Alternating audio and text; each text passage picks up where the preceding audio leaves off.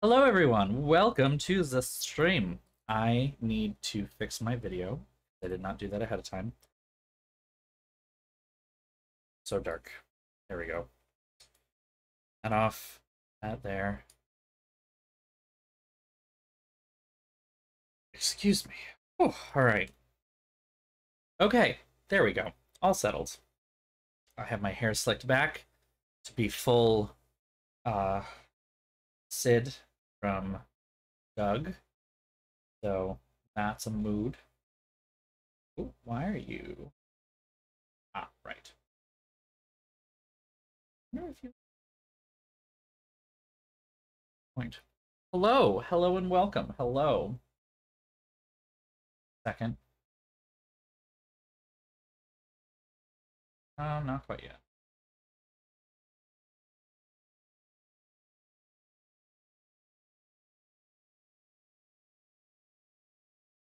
No. Okay.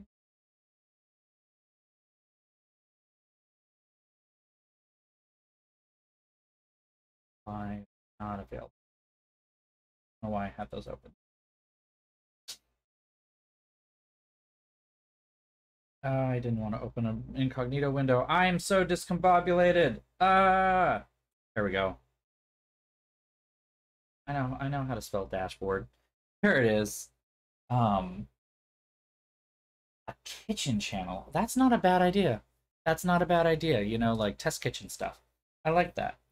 I might. I might just. Because, yeah, the discussion where it's happening doesn't make a ton of sense. And it is kind of involved for chat, isn't it? But yeah, no, I can do that. I'm guessing you do, Elliot. I'm guessing you do. You get to sit here and you all get to sit here and watch me suffer the last several bites of this chipotle salad, which I put too much dressing on, and there's too much chipotle, which is a problem, because you know, chipotle peppers are spicy. They're, they're spicy. I wonder if I can tell exactly when your things intersect.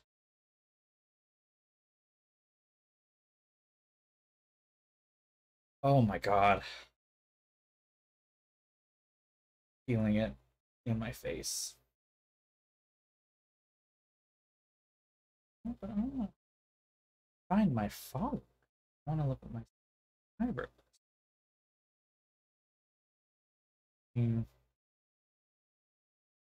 Settings. Hmm. Yeah, but that's literally a followers list. That's not helpful. That's stupid. Huh. Sure how to find me sitting here being like, I'm a Twitch streamer, and then I don't fucking know how to use Twitch. I feel like such a boomer. It's great.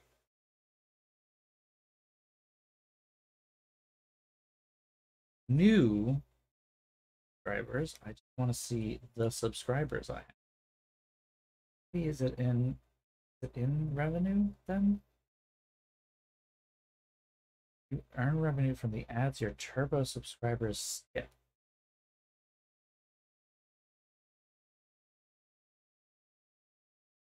Huh.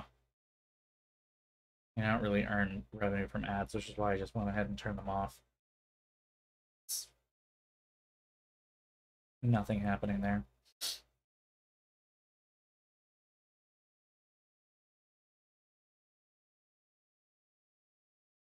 Ah, here we go. Subscribers, view details. Download the list. Founders badge holders.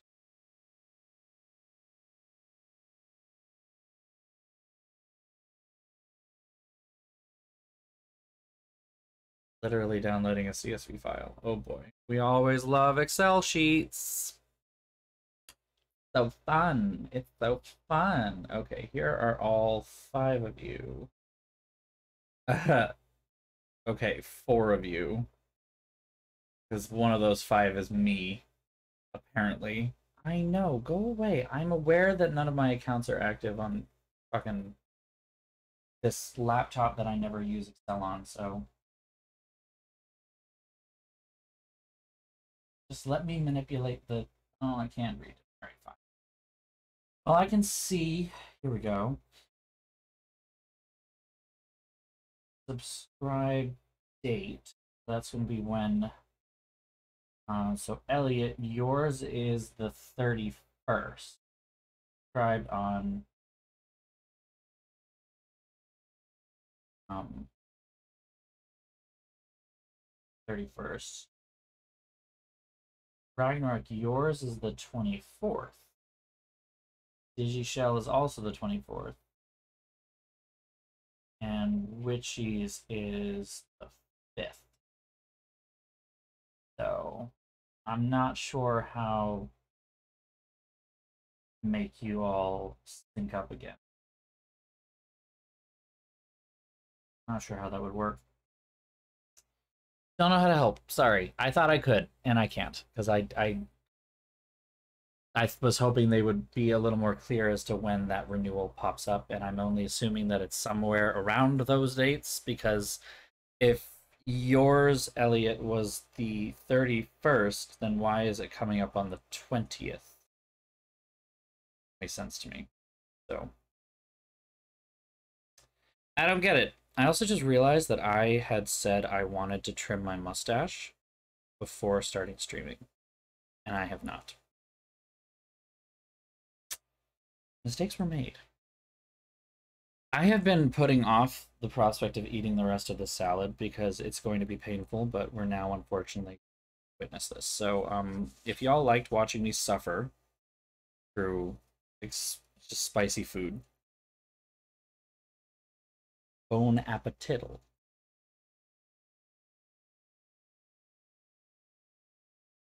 I have put so much sour cream on this. I'm trying so hard.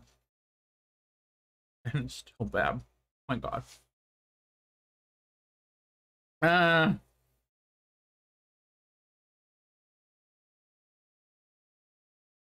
Alright. That's the end of that soda can. Time to open up another one. He needs some milk!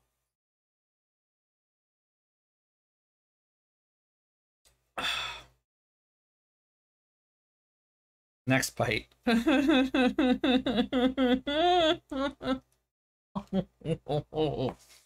wanted this. This is my fault. Oh my god. Okay, that bite wasn't as bad. Chipotle, rate your order. You don't want me to rate it right now.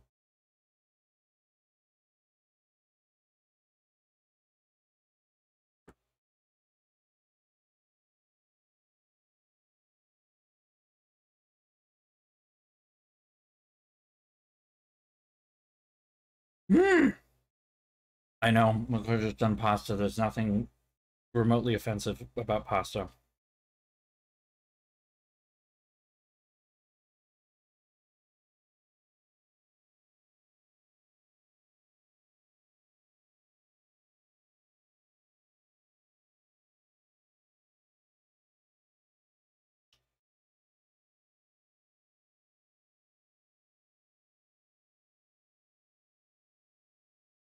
Um,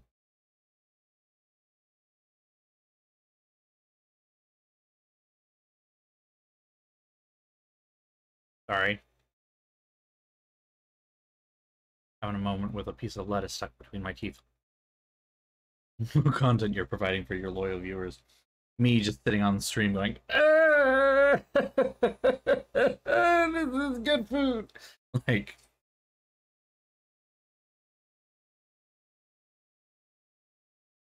this cheese, crackers, and honey I can get behind, but egg, mushroom scramble, and a wrap with salad, you literally just named a bunch of things I fucking hate. Don't know how else to explain that. Like, I'm here for the cheese and crackers, but egg and mushrooms. Literally, like, ugh. I know I'm broken. I'm aware. It's fine. I have acknowledged this at this point. Well, that's the other thing. I was actually joking that, like, I'm so happy that you're able to find these recipes and everything within the community on Discord, but I cannot help in any way because you're looking for fish, and I hate fish. I hate fish. Ugh. Anything that comes out of the ocean, even like shellfish, absolutely no. Mm-mm. Mm-mm.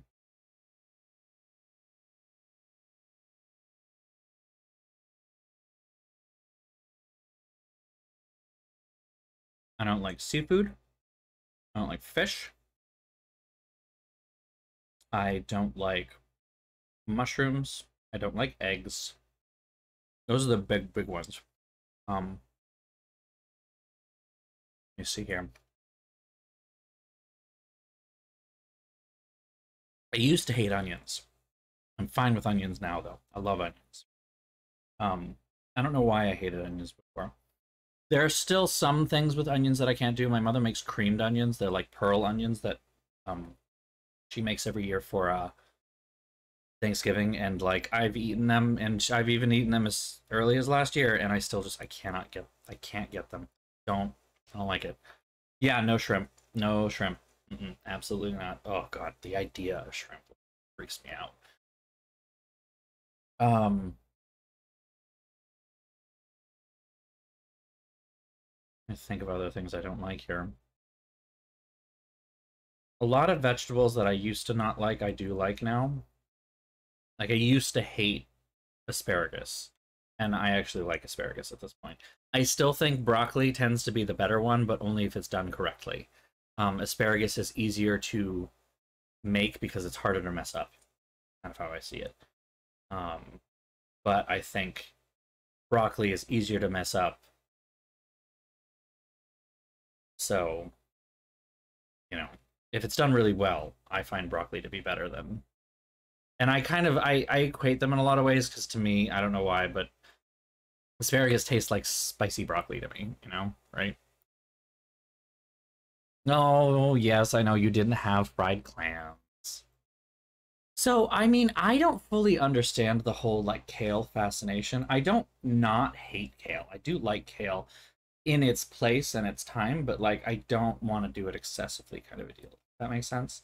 Like there's a soup that my family makes every year when we go out to the Cape. It's a Portuguese kale soup. It's delicious and I do love it, and it is made with kale. You know, it's literally called Portuguese kale soup. Um, and like I've had it on some salads and sandwiches and things like that, but I've never had kale as like the center of a dish in any way, shape, or form. Even with the kale soup, it's actually the broth and the sausage that's the center of the dish. The kale, the beans, the potatoes, tomatoes, those are all kind of over there, sort of a deal. I don't know. Kale seems like one of those superfoods that kind of popped up and like everyone was really, really excited about it for a really long time, and they just made it into things that and like not necessarily that it was bad, but like putting it in everything in ways that I was kind of like, but lettuce works there too. You don't have to make a kale Caesar salad when you can just do a lettuce Caesar salad. Like there's nothing that kale brings to the table that lettuce can't. I guess that's fair. I prefer lettuce, to be honest. Um, I just think you need to get the right kind of lettuce. That's a big deal. For the thing you're doing. And that's what I think a lot of people don't do, because a lot of people just get romaine for everything, and romaine is not the lettuce for everything. It's very much not the lettuce for everything. In fact, I have very much recently become a huge proponent of butter lettuce for sandwiches. Butter lettuce for sandwiches, best lettuce, easily, like for sandwiches. It's so easy to work with. It's so like delightfully lightly crunchy. It never strings. It's got a wonderfully light taste. Um, Iceberg is pointless. Never eat it. Iceberg is flavorless and pointless.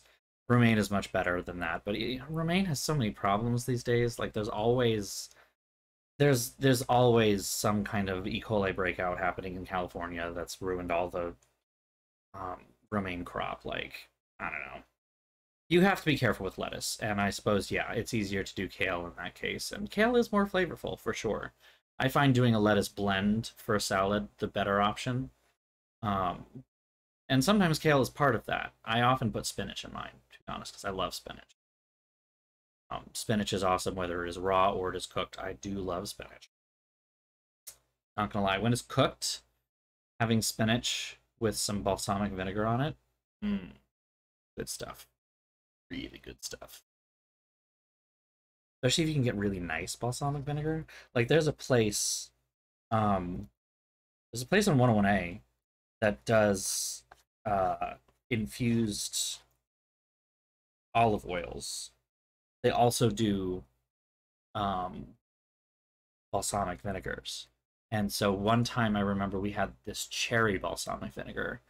Oh my god, it was so. Oh my god, it was so. Like, ugh. Of course, my mother knew who ran the shop because she knows everyone in southern New Hampshire, so. I swear to God, the woman is somehow so well connected. Okay, almost done. I have this sour cream in here that I forgot. Put in the fridge, though. I'm not sure what to do with it.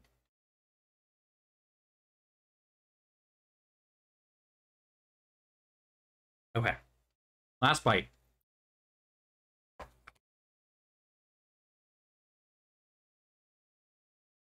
Woo! Okay, we did it. I ate it all. I'm gonna regret that later, I think. Probably. Most likely. Okay. So. Oh my god. Um, not even sure where to start. But I guess the easy first place to start with everything going on right now is to maybe address the big elephant in the room. That being that I have launched a GoFundMe because I have a surgery date for bottom surgery, which I will not go into further detail on this stream for fear of getting some kind of like slap down strike thing. But note to say that it is trans-related surgery for the lower region.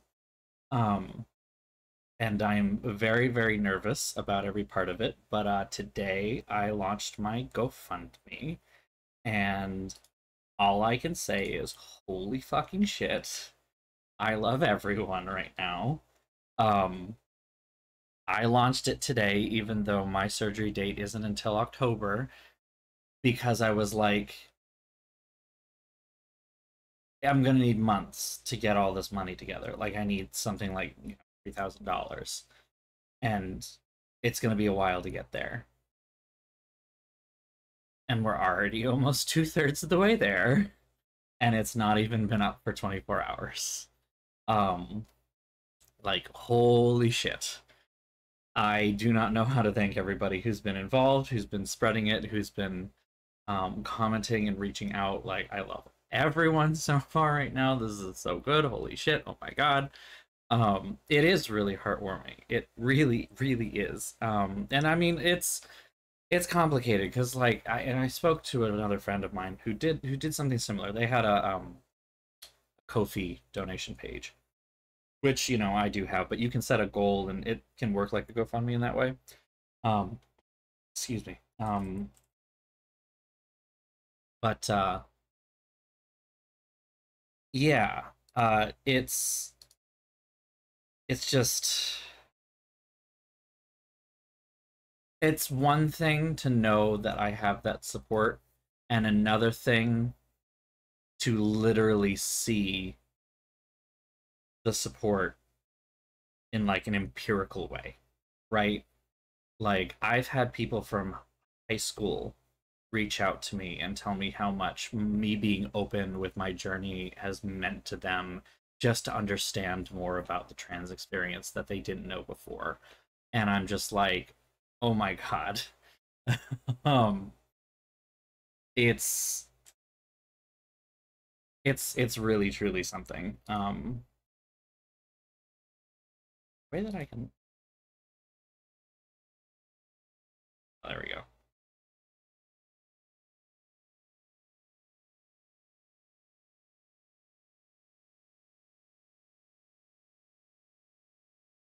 Oh wait. Damn. Remember what the URL ends up being. Shit. I wrote it out once. Do it again.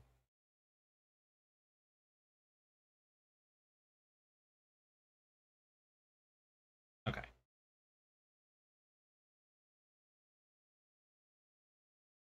That should work. I'm going to test it. Also, if you feel so inclined, but it's mostly for testing to make sure that it actually works now. Yeah, cool. Boop. Nope, not cool. Never mind. I fucked it up. Ah. 41F16574. What? So.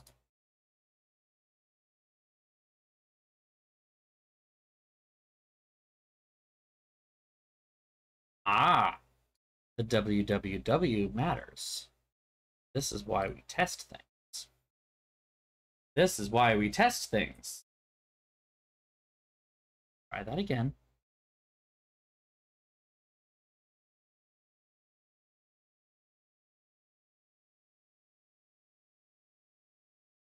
One more time.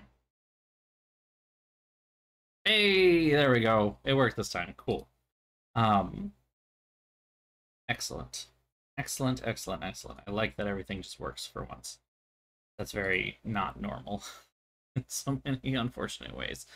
That's okay. That's honestly okay. I really did start this as like I really would like to have some help covering these expenses. I'm not going to need all the money at once, you know. And the reason I started it now is because I know it will be like I figured it would be months until I was going to be able to raise that kind of money anyway. Um, like the next nearest expense that I'm going to have that is going to be a big one is fertility preservation. That's probably going to be in August. And that will probably cost me just south of $1,000, maybe a little bit around, maybe just around it. And I am going to have to eat that cost. It is going to go towards my deductible, but it's going to go toward my deductible, and I'm going to have to eat that cost. So that was kind of like my biggest priority. We have already surpassed that goal already. Like we have already gotten to the point where I feel totally safe and secure with that part. You know, I'm hoping to speak to the urology surgeon.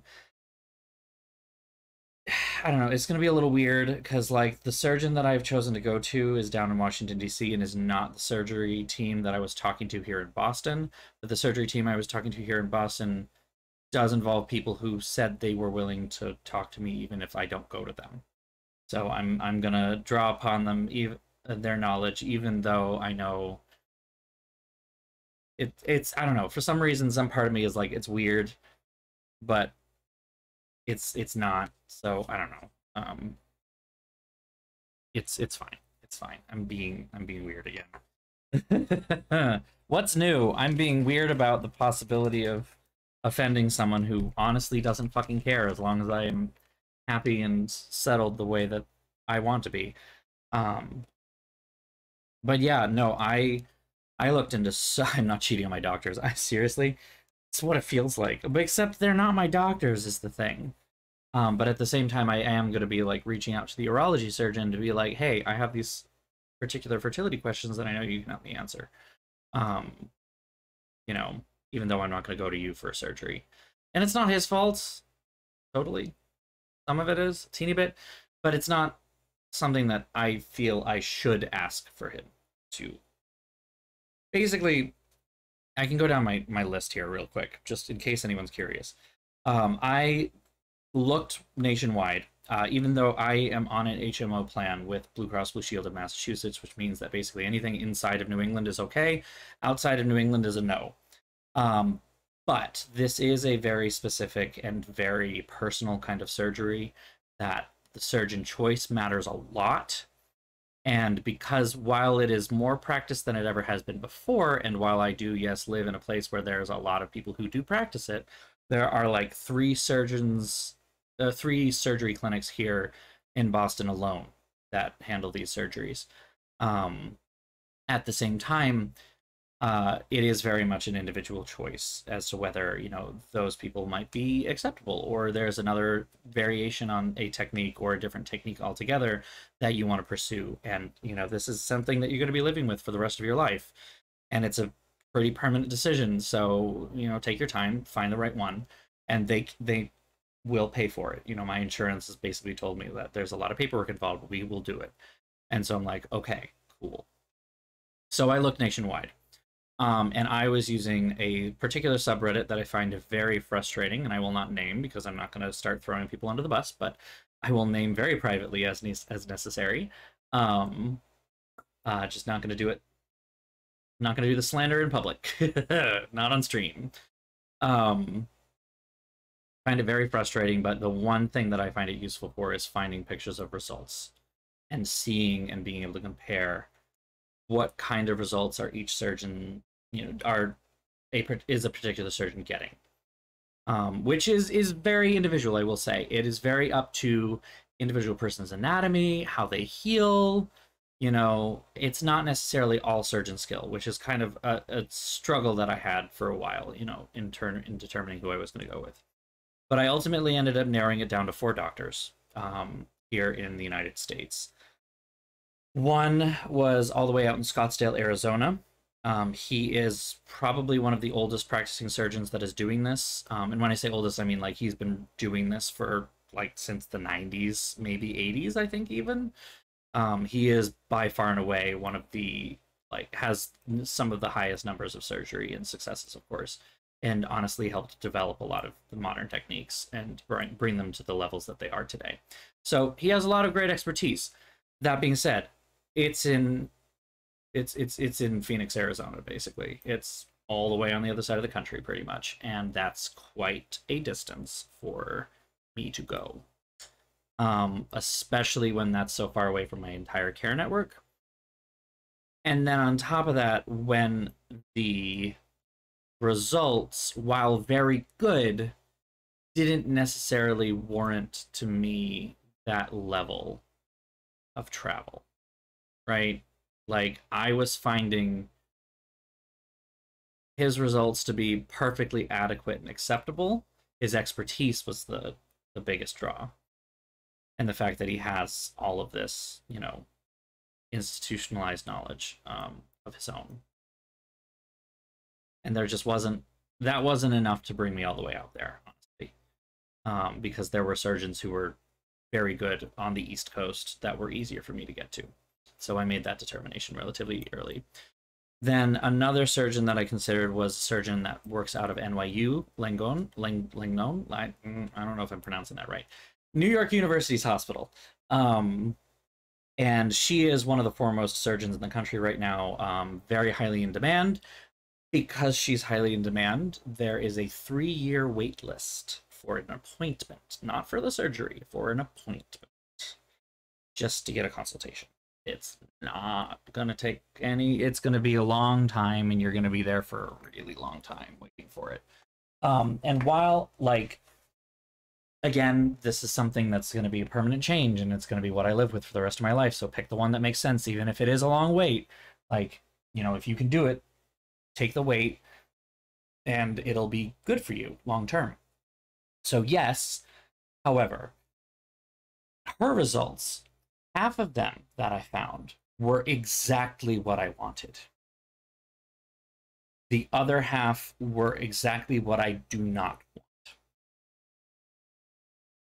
And that level of variance to me, plus the wait, kind of spoke to me being like, while I can be hopeful that I would get the exact result I want, I'm also not sure I want to gamble getting the result that I definitely don't want. Like, that's a lot of investment for what feels like a game of chance, which this kind of is to begin with. But, like, if you know, it got, that was really the thing that kind of hit me as like surgeon choice matters, but not as much at a certain point as your individual anatomy and how you heal. And there's no way for me to predict that. Like, no amount of surgeon skill can overcome what they have available to work with. And I don't know what that's going to end up looking like. So there's going to have to be a point of it where I have to let go and just say the result that I'm going to get is going to be the result I'm going to get. I have some level of control over it. The surgeon has some level of control over it, but not that much. So, fine. Then there was a surgeon here, or two surgeons actually, because it's actually a urologist and a plastic surgeon here in Boston at Boston Medical Center. I've gone there before. I know the plastic surgeon. He's the one who did my top surgery. Very comfortable with him. The urology surgeon, very, very nice. Very, very nice. Little point against them. He is currently, as in his own words, the second oldest practicing surgeon at Boston Medical Center. And his goal is to never be the oldest. So he is looking at retiring in an imminent fashion.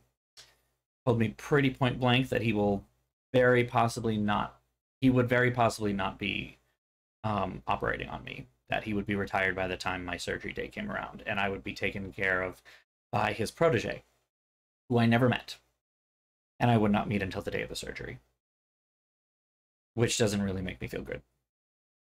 You know, at a certain point, it's like, if he's the one who's probably going to be taking over for me, like, should he not be here? Saying. So that was the one ding against the urology surgeon and the care team, the actual care team at Boston Medical Center, that really got me. The things I really didn't like about Boston Medical Center were that I could not find any information as to what their results looked like. I couldn't find anything about their results online. It was very, very difficult to find any pictures that actually spoke to what they could do. And then when I spoke directly to them about that and asked, is there any way that I can see some, you know, before and after pictures, or even just, you know, healing pictures, it was all healing pictures. It was very much all within the first couple of months of healing, when everything is really rough down there. And the goal of what they were showing me was to show, is to show the patient, like, it's going to be scary looking. That's okay. That's normal. Like, it's when you are then suddenly in pain, something is swollen and hot, that is an infection, then we worry about that. If something is like some level of discharge that is very abnormal, then we deal with that. But if it looks anything like these things, it's still okay. I get that. I appreciate that. I'm glad they showed that.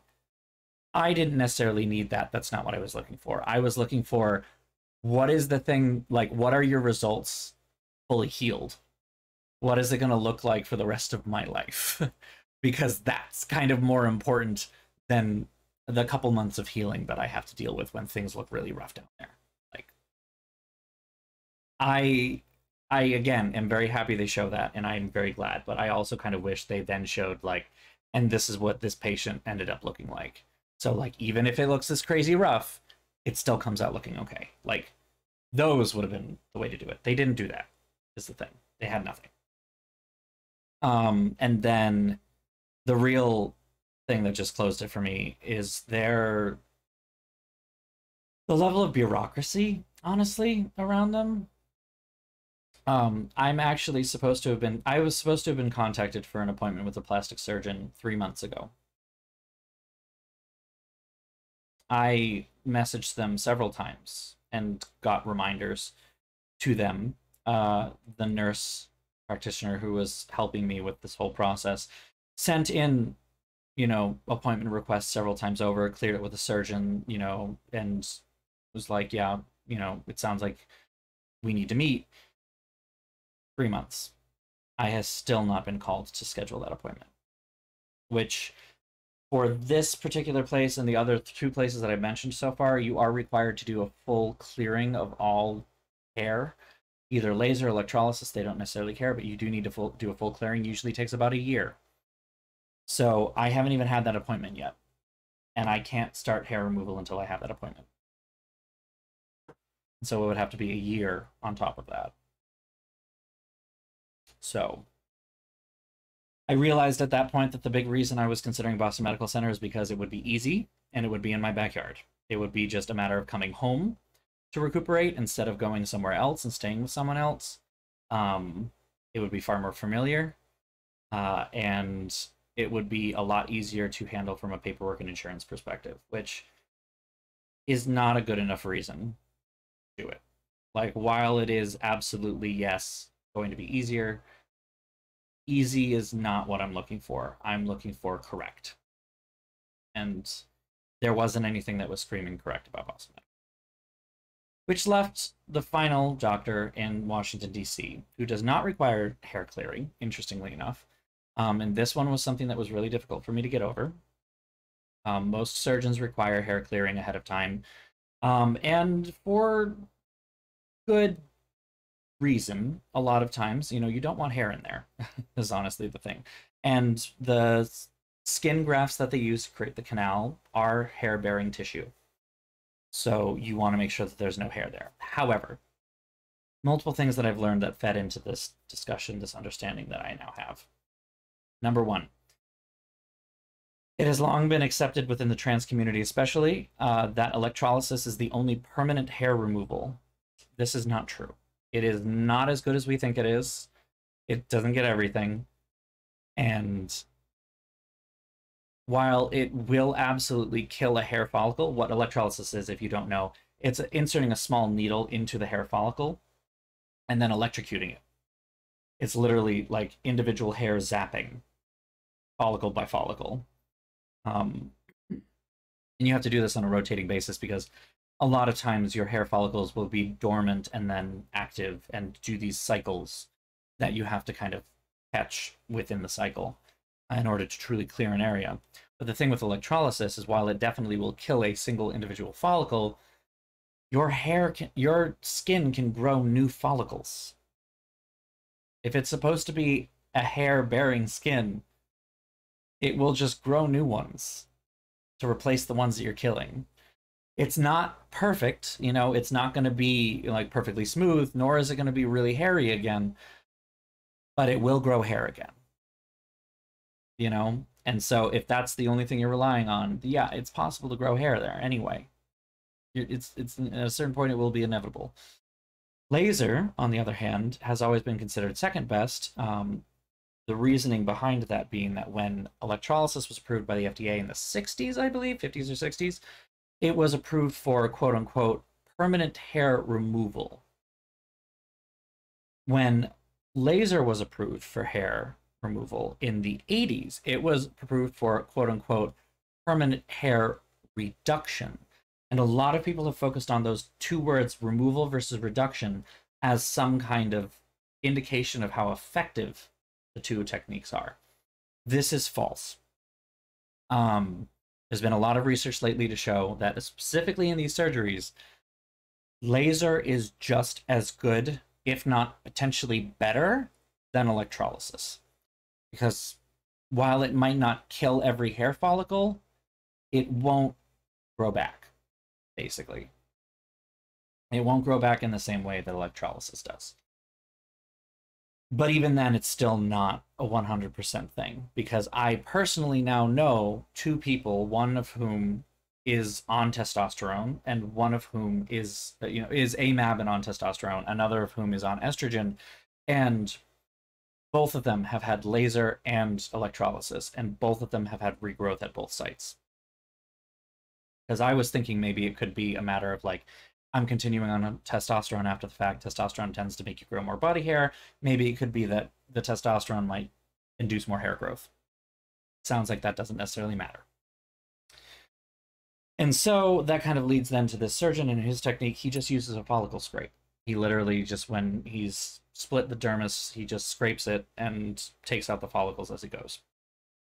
Which a lot of people have said is not enough, and that things can go wrong. And while this is true, this man has been doing this surgery, like 8 of them a month, for like 10 years. And he's been doing it this way that whole time. And people aren't complaining. Which leads me to believe that he's doing something right. So, while it was a concern still maybe kind of is in the back of my head. It is one that I am willing to put to bed because at a certain point I have to trust the expertise. I have to trust the expert. That's what I'm going with. Okay. Yeah. Fun. Yeah, and he's been by far and away the most responsive surgeon and surgical team that I've had so far. You know, that's not necessarily one way or the other. You know, responsive doesn't necessarily mean it's the best, but whenever I've had a question, I've gotten a like I have his personal work email at this point, and whenever I have a question, I can email it to him. He will get back to me often within 10 minutes with a very full and very detailed answer of exactly what's, you know, exactly what's going on. I had very specific questions about his technique and why he does what he does. He had very specific and well researched examples or reasons behind every single one of the decisions he's made, which makes me feel really good about it. So yeah. And yeah, like I said, insurance is definitely going to be contributing. As far as I can tell, it is going to be treating like it is a low-cost hospital because I have a high-cost, low-cost 2-tier plan, which means that I will basically just pay the deductible, and I'm covered at that point. So I do need to call him because I have a couple of questions that have come up, but yeah. Anywho, so I still have this sour cream in here. If my little helper wouldn't mind coming and grabbing said sour cream. Love you. I'm such an asshole. I keep asking for favors to be done while I'm on stream instead of pausing and getting up myself. Okay, all right. I said little. I did not mean small stature. It's turn of phrase. Damn it. Oh, mister. Turn of phrase. not. No, in stereo. Yeah, it's weird hearing myself. That was not the point. That was not the point. Oh my god. Anyway. Let's play some games. How about that? You know what y'all came here for, not me talking about my life and stuff. But anyway, yeah, the big thing being that I'm like really overwhelmed today by just how much support I was able to get so very quickly. From, you know, people who I feel bad that I haven't talked to in years. It's wonderful. I'm so I don't really believe in God, but if I did, I would say I'm blessed. So that's where we are. How the fuck do I... Okay. I really need to learn how to use Windows 11 here. This is getting ridiculous. Okay, here we go. No, that doesn't help. It goes in the fridge, darling. It goes in the fridge.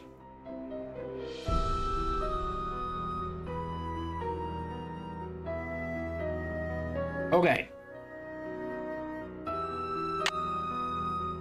Where we left off. Oh, yeah. Okay. Sneak into the Healy. Right. Okay. Right. Break into this secure research facility and take advantage of the fact that I am a current favorite of the head researcher there. And steal things from this private corporation that has enough latitude to dismiss the police and such. Hi, Digishell. Thank you for joining. No, that's totally okay. Totally okay. Rest as much as you like. Leave me on in the background and nap. That's totally fine. State your business. Oh, it's you. I'm supposed to let you in. State your business. Oh, it's you. I gotta turn that into a sticker. That's too funny. Dr. Craven? He's sound asleep. He must have decided to take that antihistamine after all. Perfect. Nancy's like, yeah. my gosh, this is the page that was torn off Quigley's clipboard, which means the person who trashed your camp must have been Dr. Craven? We did kind of figure that out already, but yeah, that is indeed what likely happened.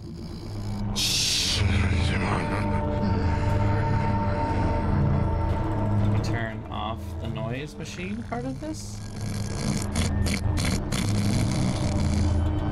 Is there something I can... Okay. A banana. Okay.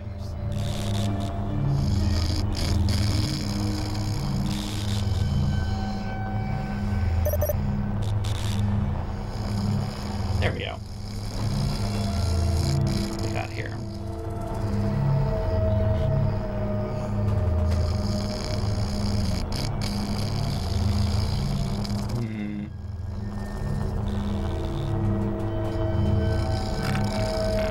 I don't know what I'm looking for here.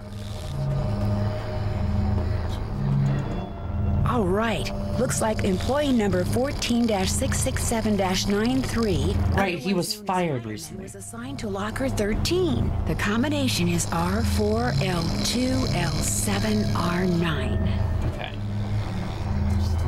R4, L2, L7, R9.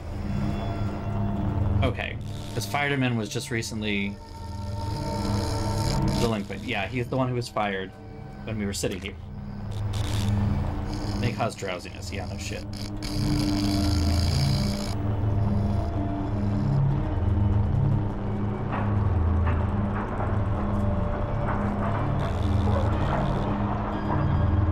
Okay.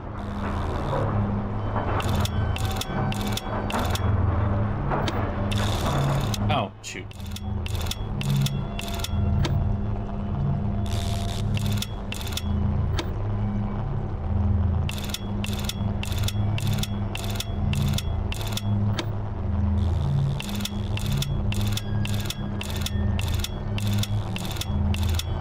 If this is right. That is not right. Okay. The numbers are the more important. It's not right 4 times. It's go to 4 by going right and left. Left to 7. And then right to 9. Shit!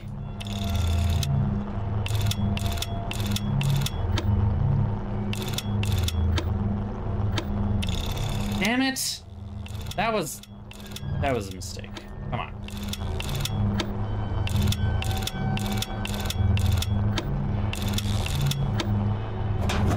There we go. Okay. This should keep those men in yellow off my back.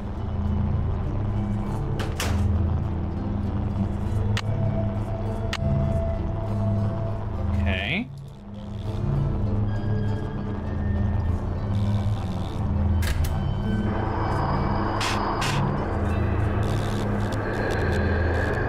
There's about a jillion plants in here. How am I supposed to know which one to take a sample from?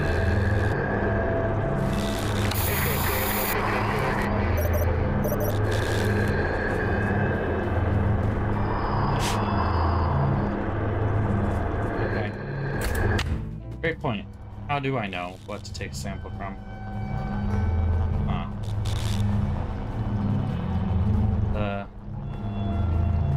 Excellent point, Nancy.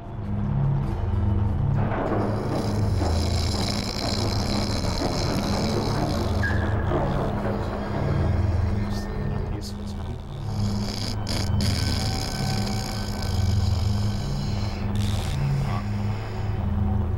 Oop, hold on. Oh shit, cool.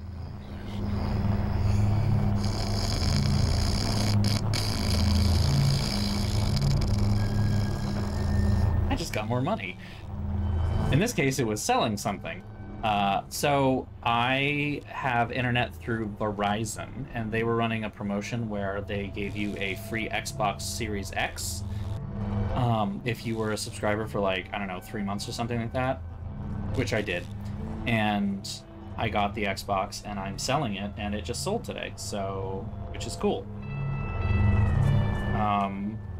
Awesome. I'll have to handle that when I'm done streaming. Really cool.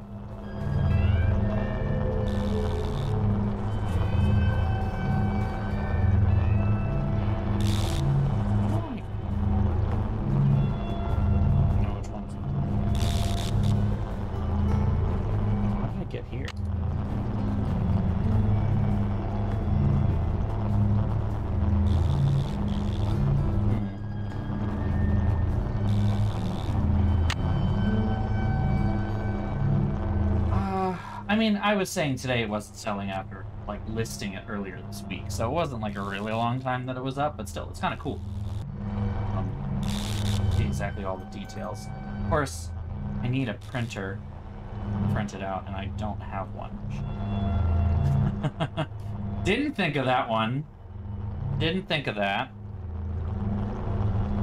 Oh, they paid already, too. That's... Huh?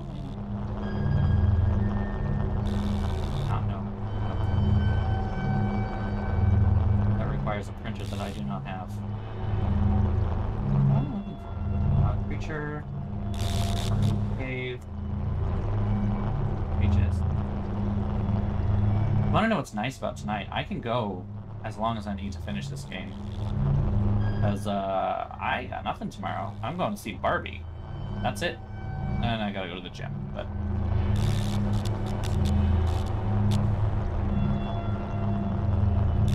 Center. How do I get the plan center?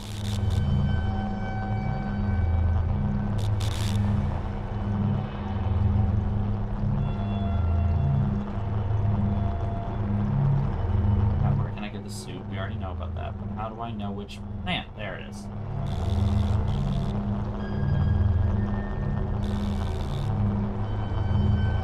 Yeah, do not remember that at fucking all, but okay.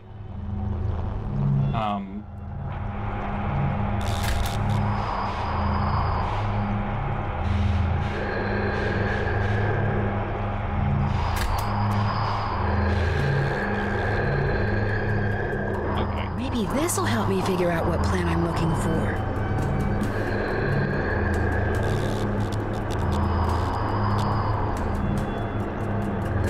Level 3 required. EN. Employee number, I'm guessing. I need... Shit, hi.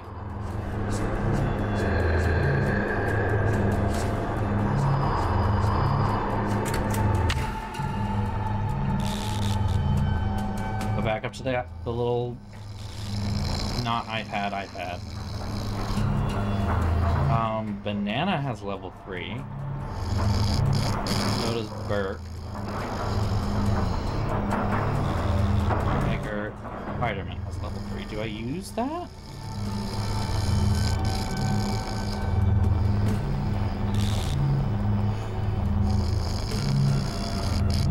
Try that.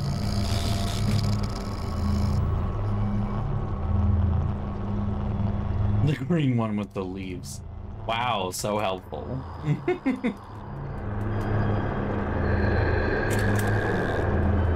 Let's see if this works. Hey, it works. Okay. That doesn't sound very helpful. Shipping. Now that's more like it.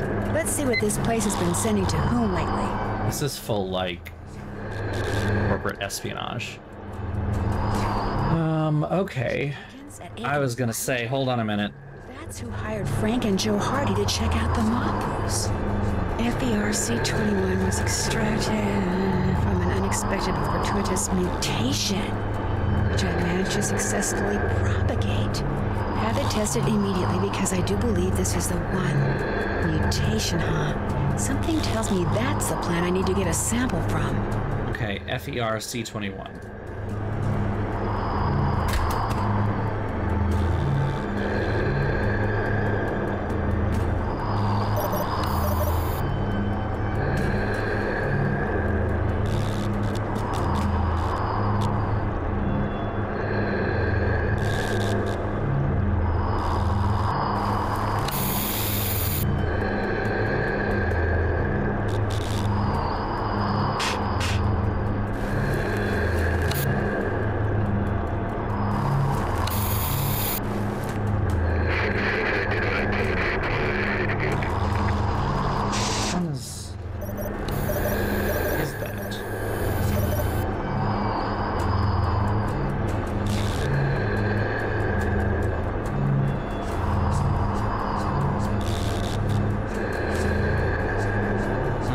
Beds have FER.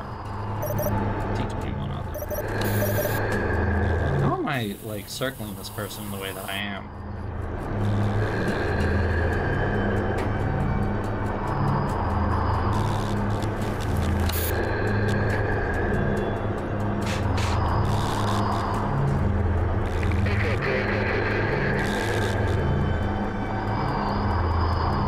Where is it? I'm lost. Wait a minute. I'm lost.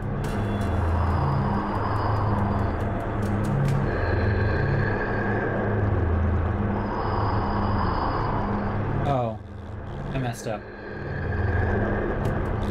Hold on.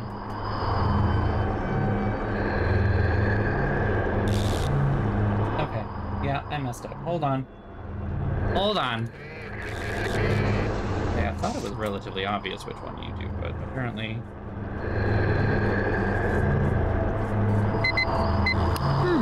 Looks like a list of substances and the names There of we the go. beds containing the plants they came from. Yes, it says here that FERC21 was extracted from the plants in bed HH3333. And according to that note from Dr. Craven, those plants are apparently mutants. It's not that scary, Nancy. All of the plants you eat are mutants. Have you ever had an apple? Ooh. Uh-oh. Looks like I'm going to have to stay out of sight from here on out. Okay, little plant. This won't hurt a bit.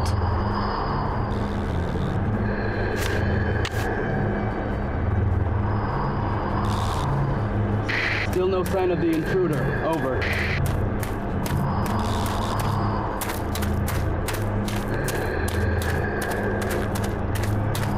Hey, you! Stop! Fuck.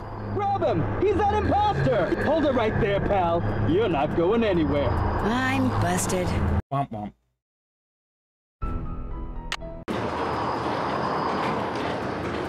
I already get it? Okay. Already got the sample. Let's go.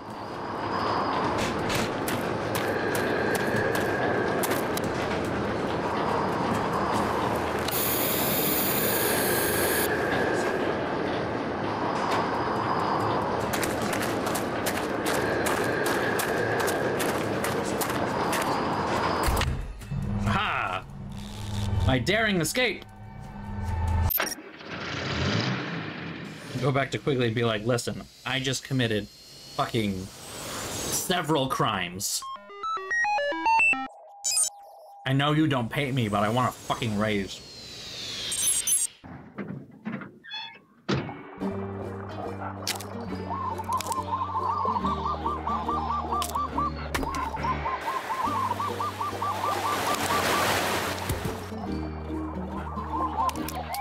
I'm back! Talk to me, bitch. Now what? Did you feel that earthquake? Of course I felt it. It was like an invisible freight train went by. We have a new flavor. It's watermelon and it's really yummy. Have you felt earthquakes like that here before? This island has not one, but two active or semi-active volcanoes yum. on it, Kilauea and Mauna Loa. The more magma you got moving around down there, the more earthquakes you're gonna have. I felt dozens since I've been here. Little ones, that is. The last one was relatively big, but nothing to worry about. Have you heard about Kane Okala?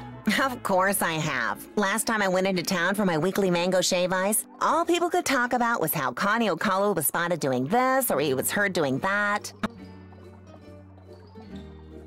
Do you think there's any truth to what they're saying? Not one iota. I've been meaning to ask you, what were you doing with a Healy Healy Center security pass? Security pass? Oh yeah, I found it. Malachi Craven seems to think someone stole it. Well, he probably just didn't want to admit that he lost it. Your opinion What's of your opinion of Dr. Craven? The man is an egomaniacal lunatic. I wouldn't hire that whack job to wash test tubes. Ooh, okay. I heard this strange whispering noise like the one you described on tape. What do you think is causing it? Good question. I have this gut feeling that it somehow ties into the Norsa Beta caterpillar bloom. But for the life of me, I cannot think why. Well, not gonna I'll talk let you get about back the- to your wasps. See you later. Okay. Not going to talk about that then. Alright.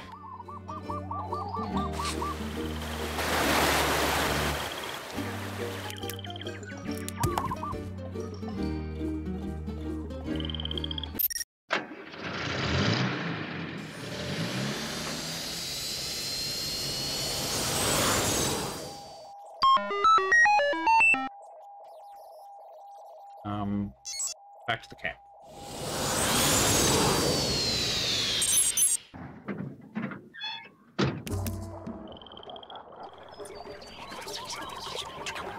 There's that weird whispering again.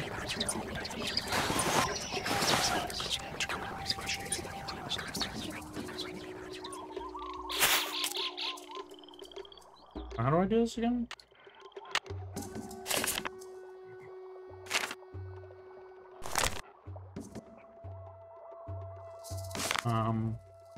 Analyze contents of Frash jars. Put Frash sample into empty test tube.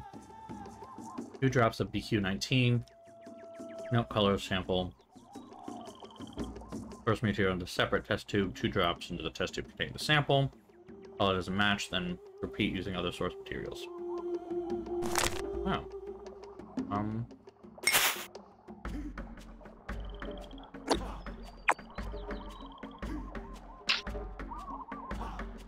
Okay.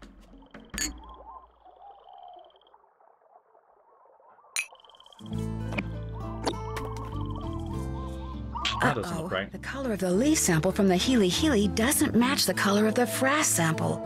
I guess I better go tell Quigley.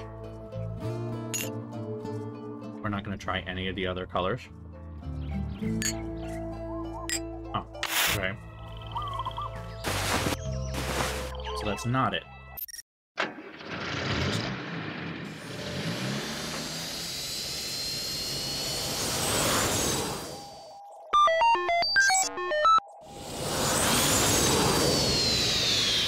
Interesting.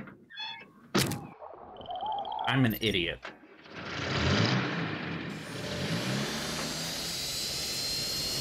I so very confidently clicked on Camp Quigley, completely forgetting that is not where Quigley actually is.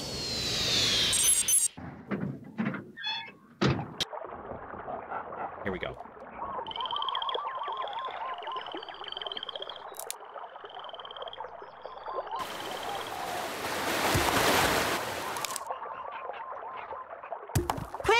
Can I talk to you? I can't come down right now. The wasps I'm observing are doing some kind of dance, and I'm taking notes. What do you want? Okay. Whatever those caterpillars have been eating is not what Dr. Craven's been growing at the Healy. The samples didn't match? No. What should I do now? Okay, listen up. Open my pack down there, take out the container of canopy samples I've collected, and see if one of them matches the Frass sample. Got that? Got it. Let's see what they got. Anything interesting in here? Damn. Snooping. Let's snoop.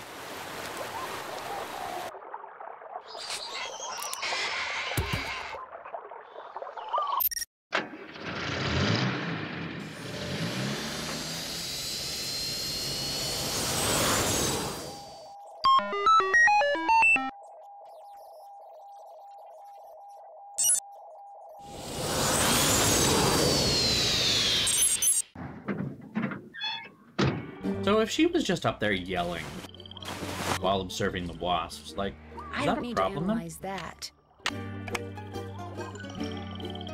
Okay. Hibiscus. Definitely not blue.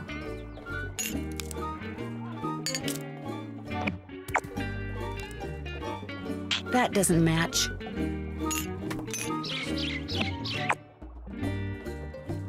Not a match.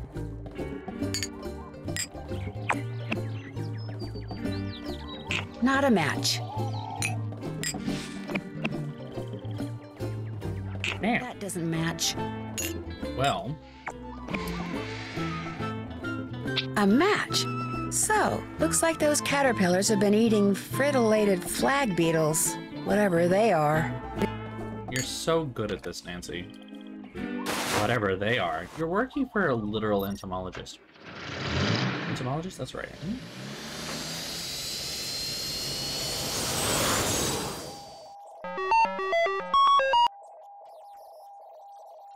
No, entomologist is language, isn't it? Or no, entomology, study of insects. I'm thinking of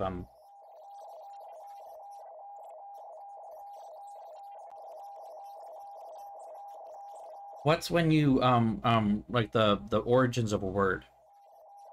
I know this. It's a not totally unimportant skill in librarianship, and I can't remember what it's called. Oh my god.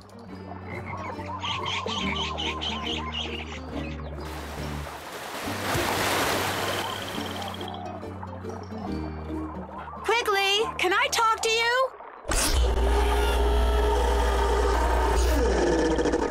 Have you got something? Well, it looks to me like those caterpillars have been eating nothing but frittolated... Etymology. Frittolated flag beetles? So close. No, that's not possible. I've never even heard of a frittolated flag beetle. The frittolated flag beetle is a relatively minor species in this area. But if your analysis is correct, that means they're multiplying at an even greater rate than the Norsabena are. The question is, why? Fame and fortune just got put on hold, Nancy. We can't go public with this until I figure out what the heck is going on. Where are you then. going? Up. I do my best thinking when my feet aren't touching the ground. Don't ask me why. I've carried you long enough, Nancy. You're on your own. Oh, wait a sec. I know what you can do. There's a metal ring inside my pack. I found it at Kapu Cave when I was setting out frost traps. Maybe you can figure out what it's for. Darn thing's got me stumped. Okay, friend Drescher. Okay, I'll check it out.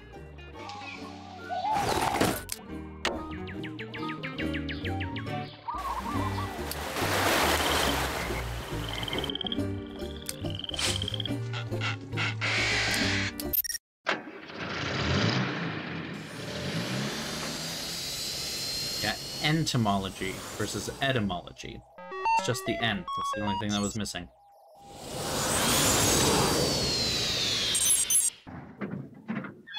I should stop eating all this candy.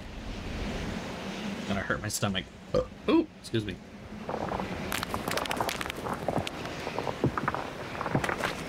Something goes here, but what? Is it a nose ring? Nose ring, of course. Hey.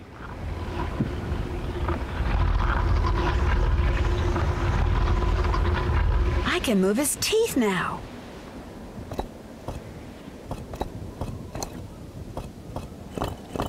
So I know how to move them.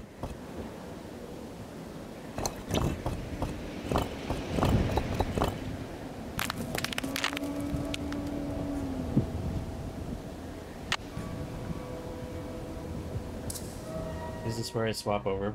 I think it might be how I swap, where I swap over.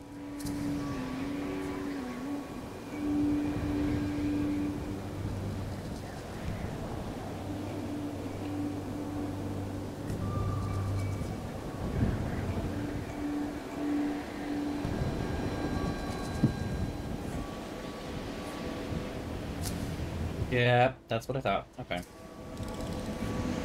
Swap over. Unfortunately, we have to pay attention to Frank and Joe Hardy, because I suppose they're somehow important. Hello? Hi, Frank. Before I forget, I came across this wall. It has this really creepy face on it, and all these pictures of animals carved into its teeth. And I'd kind of like to know why it's there.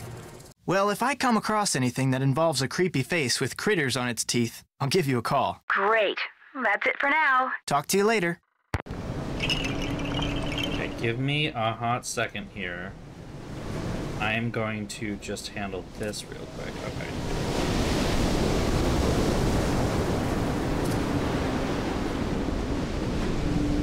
I need to just push these civilians, double check with the...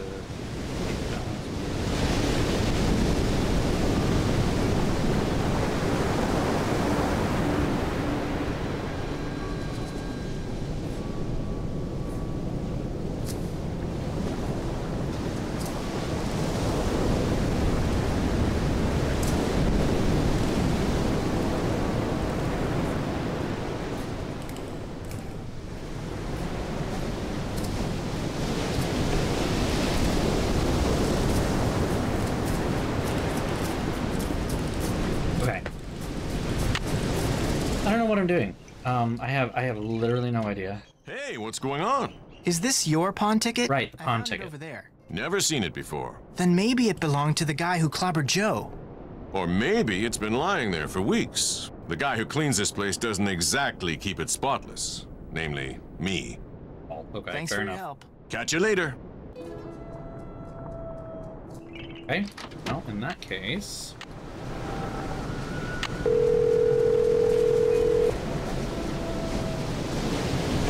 Pawn shop, this is Davey. I found a receipt from your shop that somebody dropped. I'd kinda like to find that person, so I just wondered if you could maybe tell me who you wrote it out to. Sure, what's the number? It's receipt number 57441. Hang on.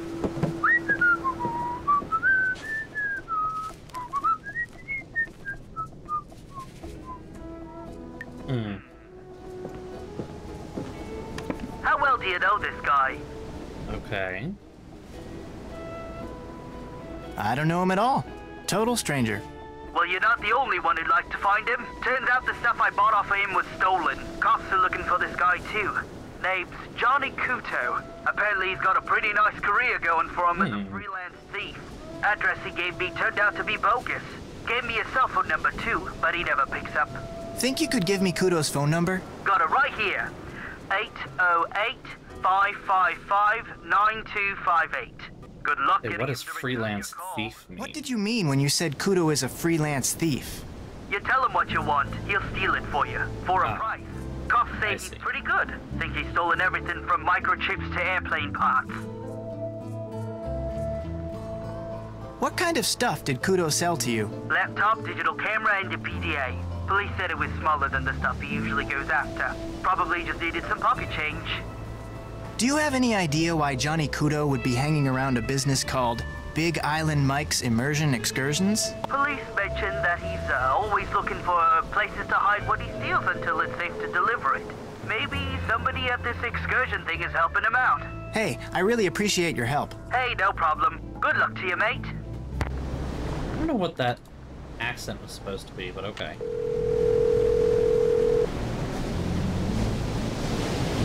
The person you have called is not available.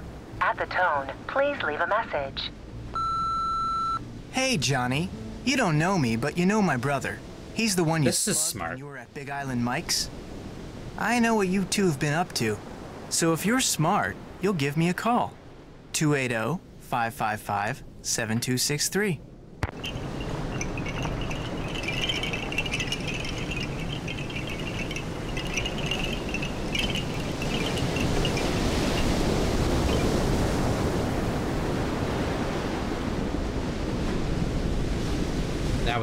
I feel like that was not a smart move. What about calling what's his face? Richard Akins. Richard Akins. Hello, Mr. Akins. This is Frank Hardy, calling from Hawaii. Yes, of course. In fact, I just got out of a meeting in which Puamapu was the main topic of discussion. Marketing is enthusiastic about using her, but they need to move quickly. So, if there's anything unsavory about the Mapus, I must know now. Unfortunately, Are they my smart? brother was That's in a the good process point. of looking around Mike Mapu's office when he was knocked unconscious. Good heavens, is he all right? The clinic wants to keep him under observation for a while, that's all. The bad part is he didn't see who did it. Do you think the Mapus had something to do with it? I guess it's possible. Mike Mapu said it was probably just somebody who wandered in off the beach looking for cash. And Pua Mapu's just afraid we'll sue them or something.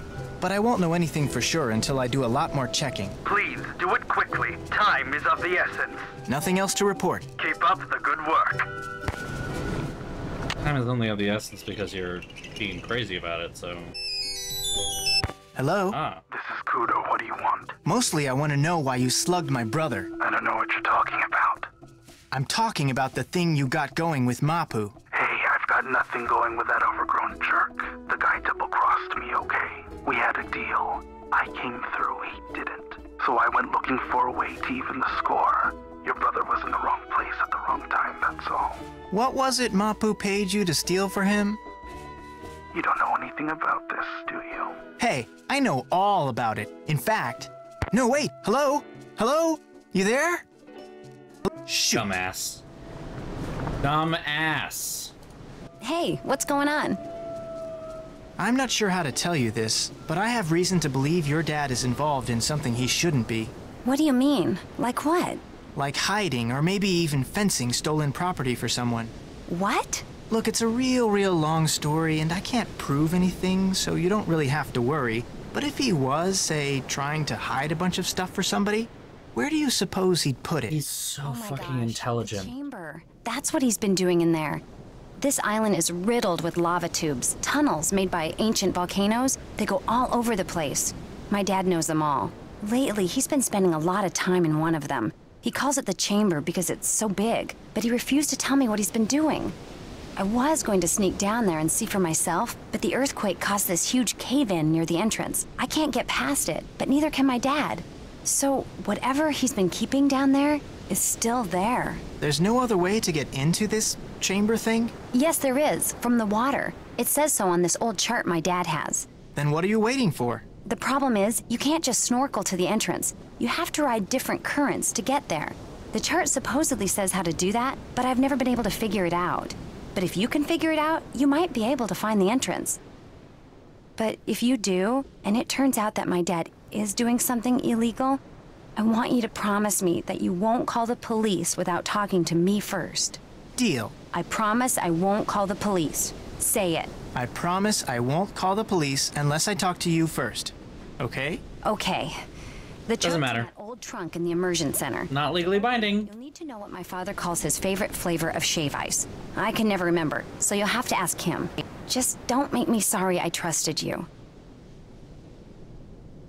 Okay, that's fun. Hey, what's going on? Ever heard of a guy named Johnny Kudo? Never heard of him. Think Pua knows him?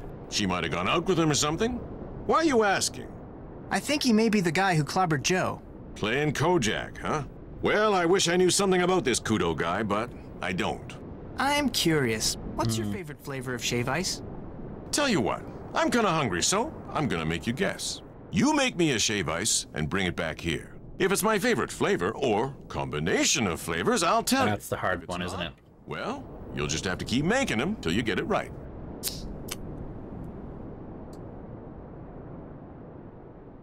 I think I can handle that. Like I always say, a busy customer is a It's happy. a happy customer. Thanks for your help. Anytime. Okay.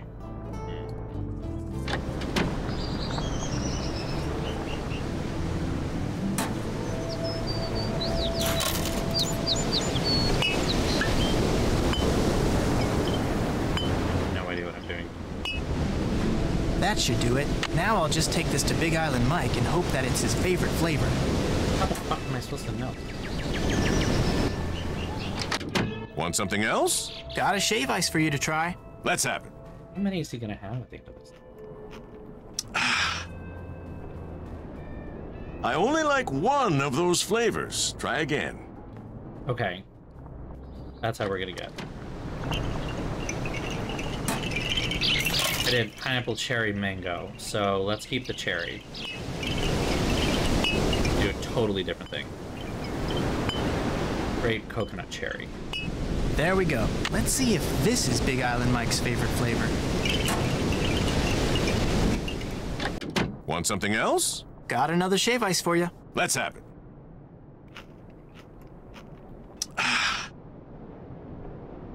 I only like one of those flavors. Try again. Okay.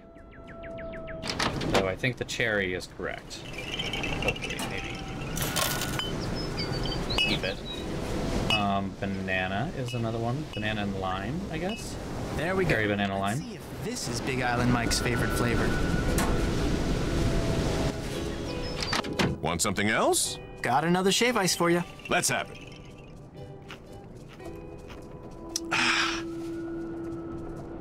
I only like one of Okay, those still flavors. nothing. Try again.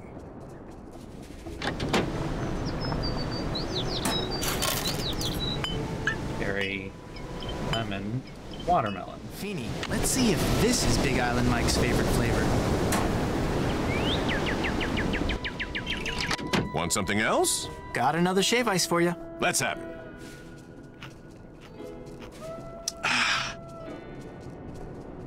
Nope, I don't like any of those flavors. Try again.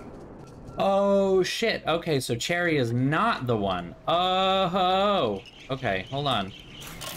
So cherry is not it, and we did the first two were pineapple and mango. The second one was this and coconut and then banana and lime. So let's do then pineapple, coconut, lime. There we go. Let's see if this is Big Island Mike's favorite flavor. Low on money.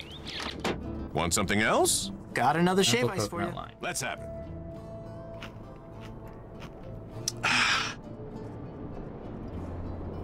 You got 2 of the flavors, right? Try We're closer.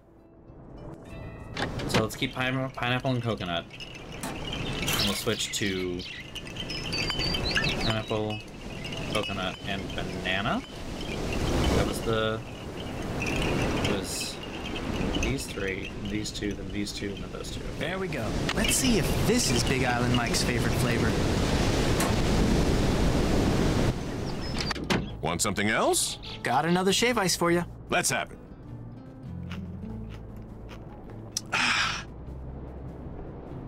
I only like 1 of those flavors. Okay, Try we went again. backwards.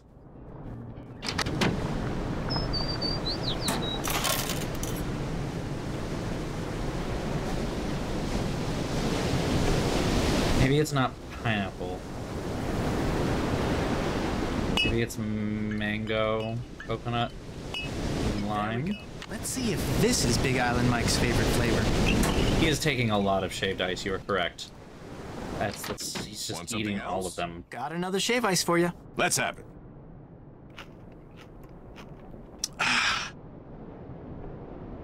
You did it. Yeah! That's my favorite flavor combination. Lime, coconut, and mango. I call it Honi Awa. That's Hawaiian for sour kiss. I think it's stuck in my pen. There we go. Good talking to you. Catch you later.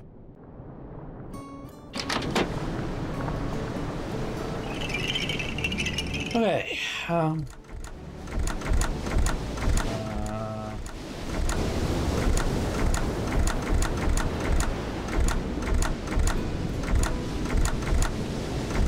excuse me.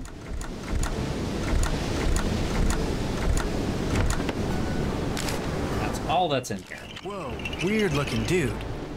Wait a minute. A creepy face with creatures on its teeth. This could be the same face Nancy saw. No, don't call. Oh no. Oh shit. Hey, Nance, it's me. Listen, remember that creepy face you said you saw? The one with all the animals on its teeth? Yeah?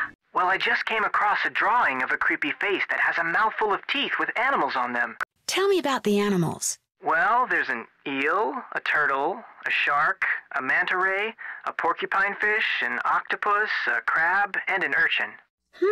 Interesting. Maybe I'll go back and take another look at it. It has something to do with this old map I found, so I have the feeling it's important. Then I'll definitely take another look at it. Thanks, Nance. See ya. Bye. Okay, well, let's try it then, I guess. Oh.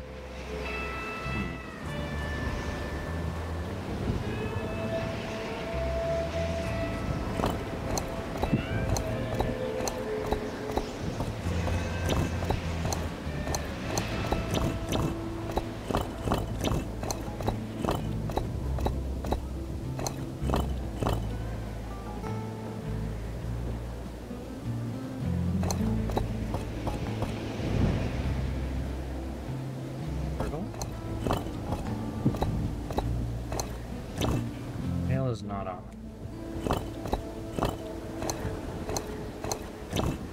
Okay, this one is the eel then. That one's definitely the eel.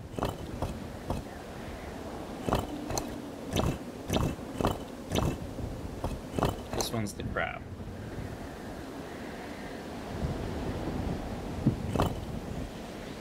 These two are set. We're good. That one's the crab then. Then that could be, well, that could be urchin or shark. That also could be urchin or shark.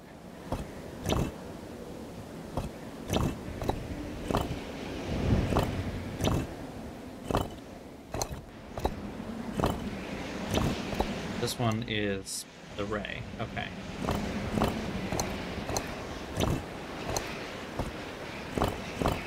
This one then is the octopus. Oh, come on. means this one is the turtle. Okay. That's urchin.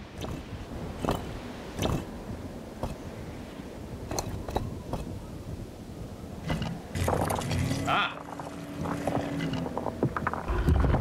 Did it.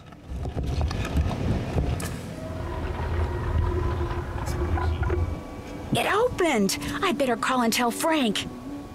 Wow. Alright, we're gonna be flip-floppity. You have reached Joe Hardy and or Frank Hardy. Only we're not And or they share a single phone. Frank, it's Nancy. Hey, remember that creepy face that had been carved into a wall? The one with all the pictures on its teeth? Well, thanks to that list of animals you gave me, the face opened up, and I'm about to explore whatever's behind it. I don't know if or how this helps you, but I just thought I'd let you know. Anyway, I'm going in, so wish me luck.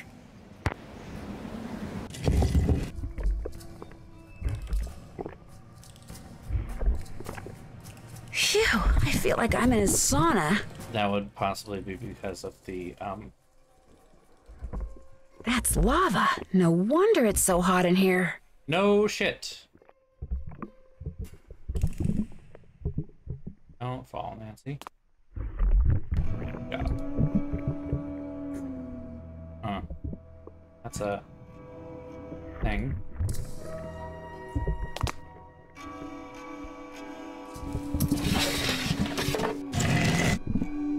Ah.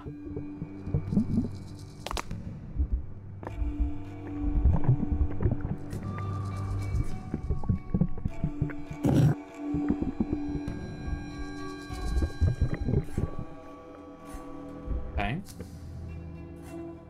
They share a brain cell. Why not a cell phone?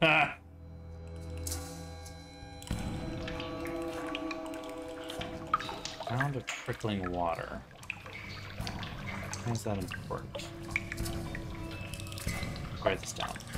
Water.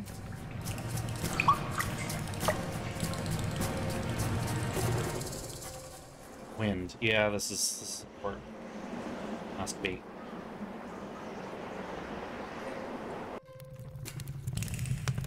That looks bad. Fire.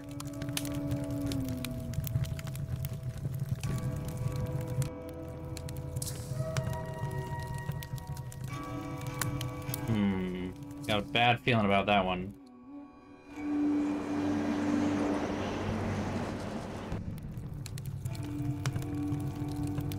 Got a bad feeling about this. Those look like dart shooter thingies. There's a gecko on the wall.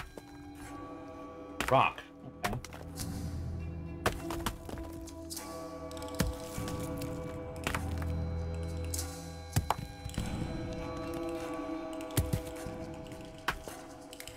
Ah. Okay. They're associated with symbols. Figure out what symbols they're associated with. No use trying to go that way.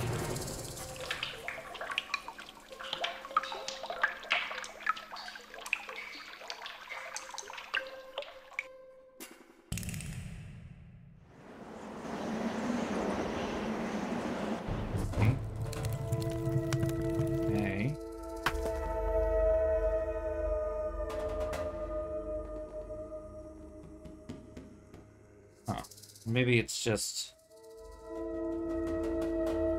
water, wind, fire, rock.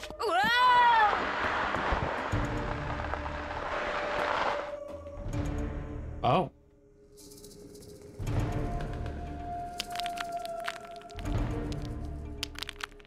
Okay, I just walked around that. I feel like that was a smart move. So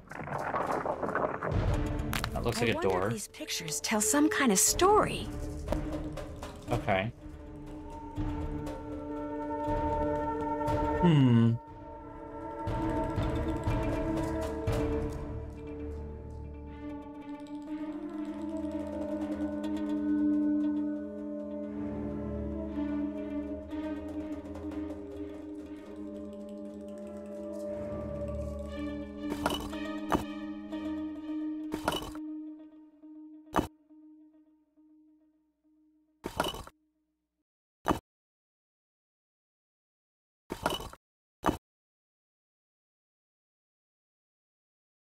I know.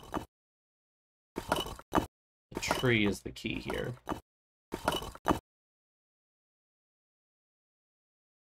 Wait, but if the tree is the key... Oh, right, because then it burns the thing down.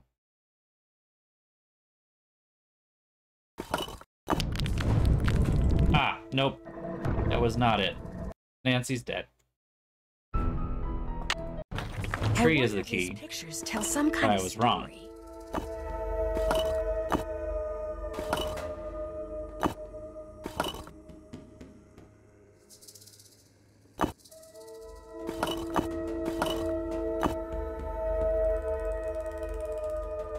One, two, raise the eggs.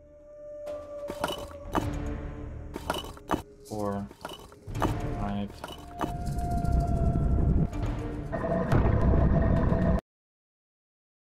Okay. I wonder if these pictures tell some kind of story. Yeah.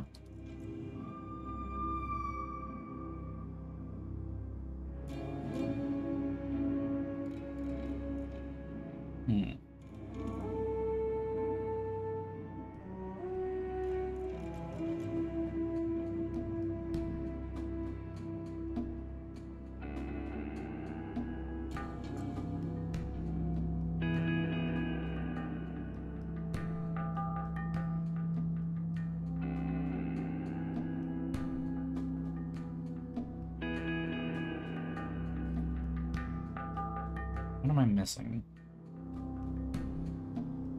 The turtle arrives. Turtle lays the eggs. The eggs are there and the volcano erupts, killing the tree. Oh, wait. Turtle arrives. Turtle lays the eggs. Turtle leaves. Eggs hatch.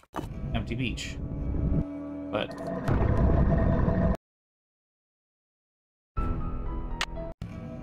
I wonder if these pictures tell some kind of story. hold on. Maybe it's not that simple. Maybe I need to pay more attention to the tree.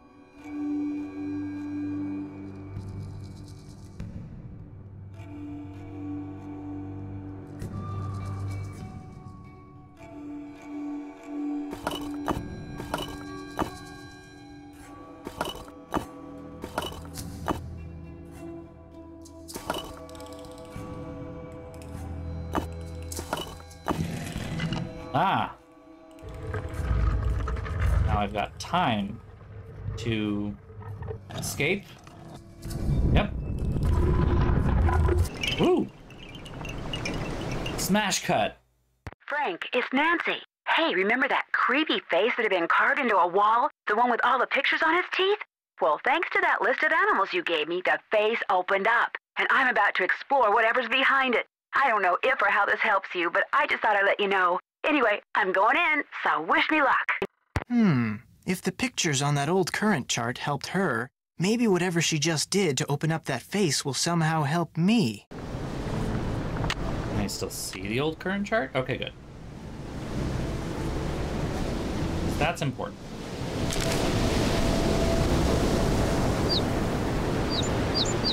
Hey, what's going on? Think I could rent some snorkeling equipment? Long as you've got 30 Big Island bucks, you can. Oops. Guess I'm gonna have to wait. Need anything else? Okay. I'll check back with you later. Let me know when you want to try surfing again. See how we can... Do that! What's the matter with you? Nothing's the matter with me. You've come to my senses, that's all. I'm not gonna let you ruin everything. You hear me? I'm not. You'll do what I tell you. No, I'm not going to listen to you ever again. You come back here. Pull up. That didn't sound good.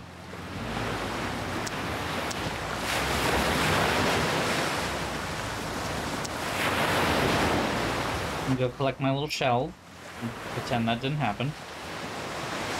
Don't think about it. Not my place, not my problem. Until I make it my place and my problem by asking them in about 5 minutes.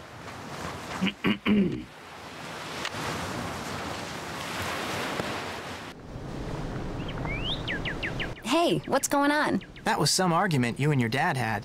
You heard us? I think everyone within 10 square miles heard you. My dad can act like such a loser sometimes. So can mine. What did your dad do? Let's talk about something else, okay? See you in a bit. Sounds good. Okay.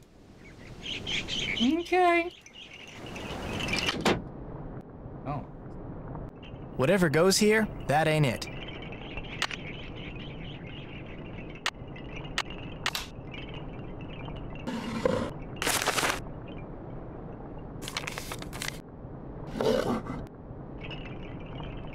Damn.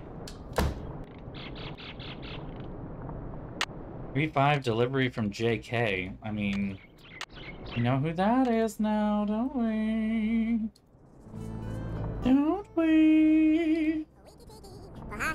This looks like it might be kind of fun. What is this?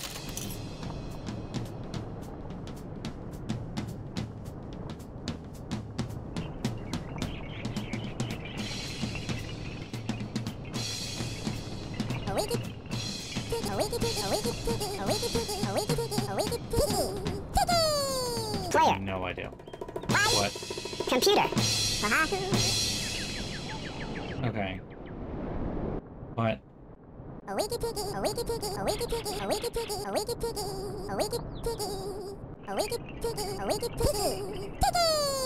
Player. Computer. Yeah, okay. It's... I don't understand what these two buttons are supposed to do. Player. Computer. Fuck.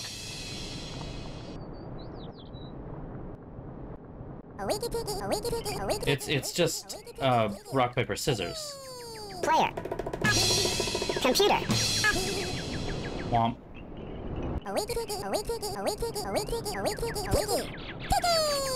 Player. Computer.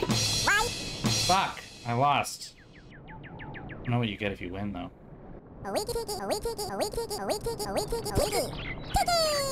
Player. The noise is something.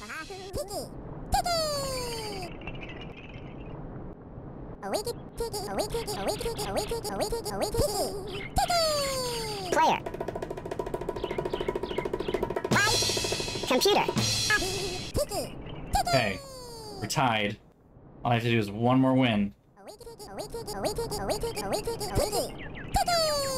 Player. I don't remember what happens next. Computer. Yes, I win! What do I win? Hey, how about that? Oh, cool. I won something. A little shark tooth guy thing. That I can make into a probably, hopefully more expensive necklace. Ah, that one. But I need beads. I don't have. I need these ones and these ones. I don't have enough of these guys. I have $4. Literally just enough to get one of these. And we're done. Boop, boop, boop.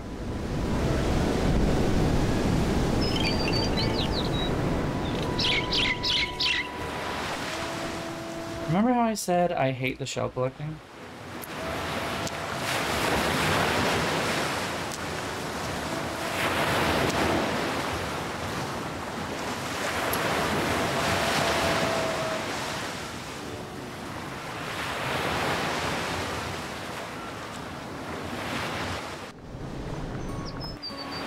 You literally just have to keep doing this. Ah, obviously I didn't wait long enough. Hey, what's going on? I'll check back with you later. Sounds good.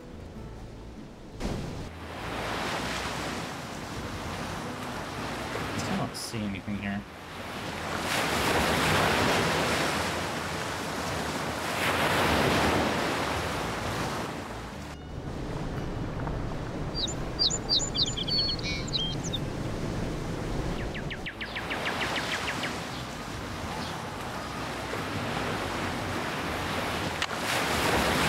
Okay, what do I do? No, not to do anything.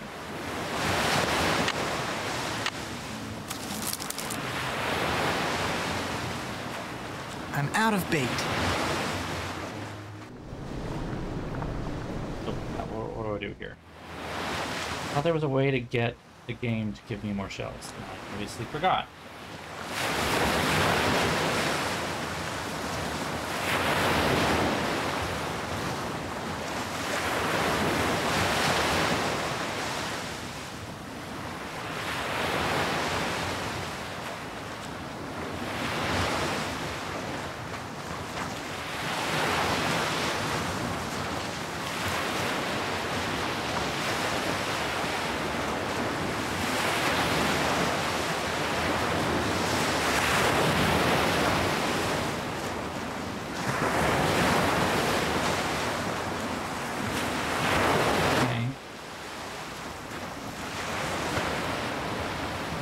Find them.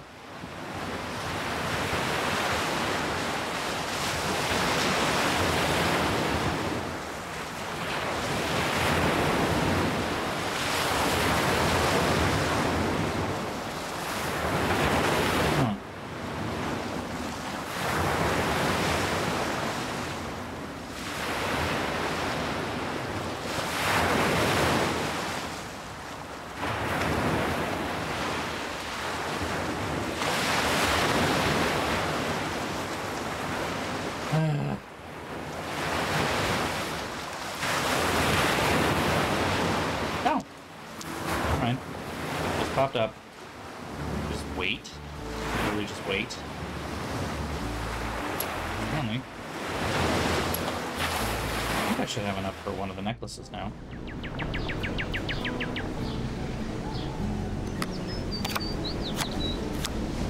That one. Right? Yeah, I have enough for that.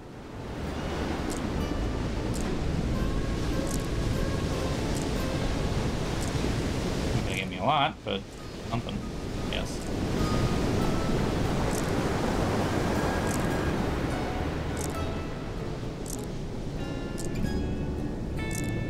Finished. Here's your telegram. Hey, what's going on? And here's your money. I was told that if I turn this necklace into you, I can get some Big Island bucks? You can if you made it right. Let me take a look. Nice job. Here are your Big Island bucks. Pleasure doing business with you. Guess I'll get out of your hair. Let me know when you want to try surfing again. Okay. Moving on. Let's see about... Ugh, I can't do any of the fishing still because the cheapest bait is 6 and 4. Ugh. Ugh.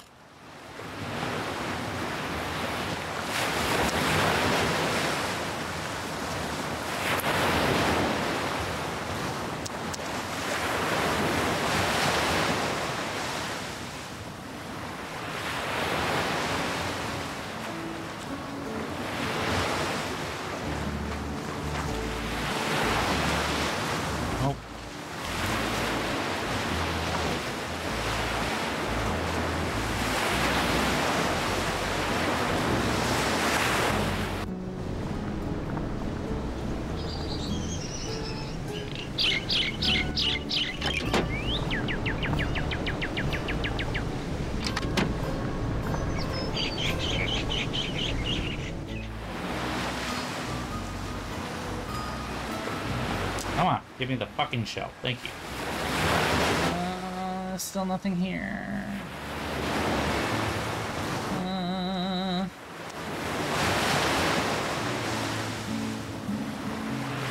Tell me.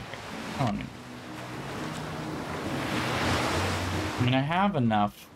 No, I don't. I need 2 more in order to be able to make that same shell, or that same necklace, but I don't have the main shell that ties it all together or whatever.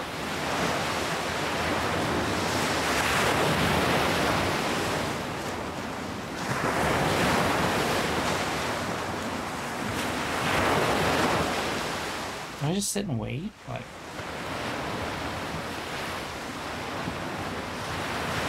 I don't know.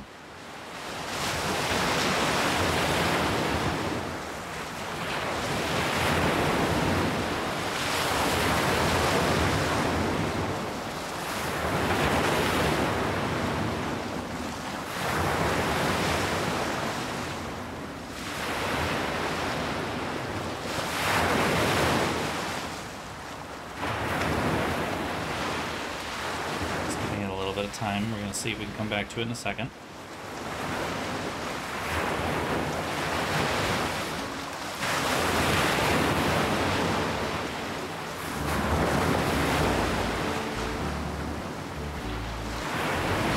Maybe I need to go... Nope.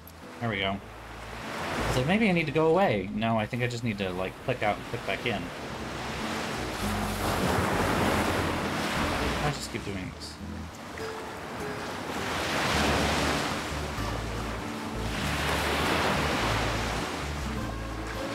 Not working.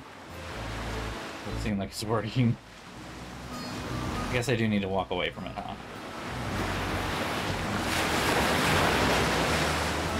There is some kind of timer here, and you probably handled the money better than I did then, because obviously I fucked up somewhere.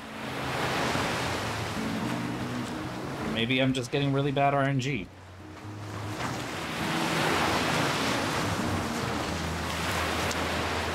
And some cool shells. Something I can make a necklace with.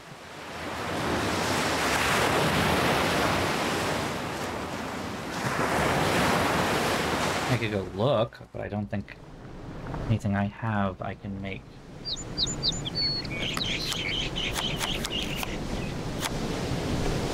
Thundercloud? Yeah, see, I don't have that shell. Otherwise I have the stuff for it. I bought the wrong beans.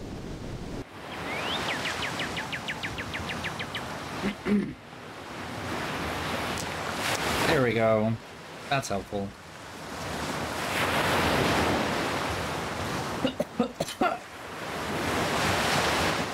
Let's see if I can make it now.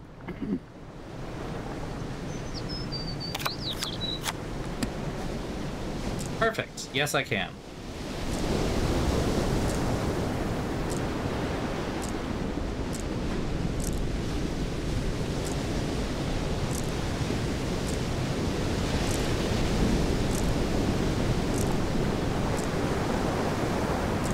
That looks right.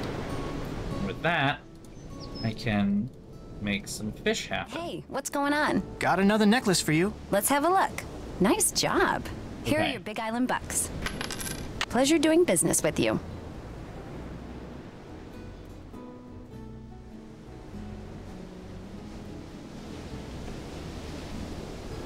I'll check back with you later. Sounds good.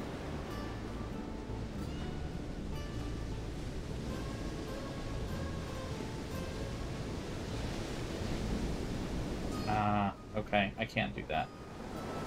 Never mind. I have 8 Big Island bucks, though, which means I can purchase some bait. Let's purchase the more expensive stuff, because that will likely get us better stuff, right? Hopefully, theoretically.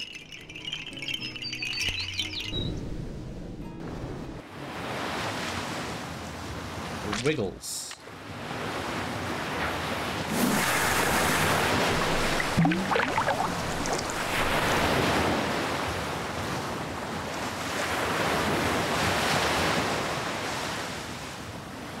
Yes!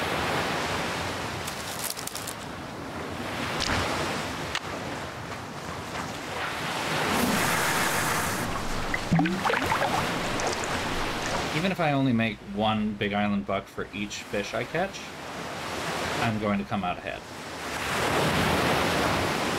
No downsides. I got one!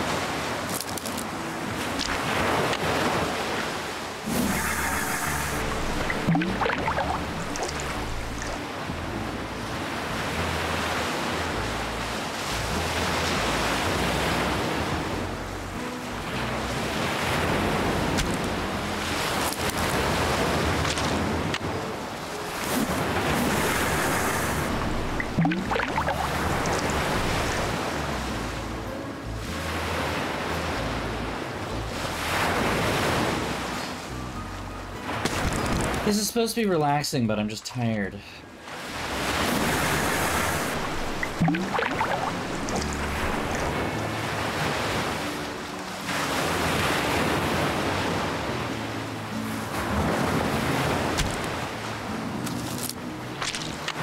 gotten any of those big fish. Thick ones.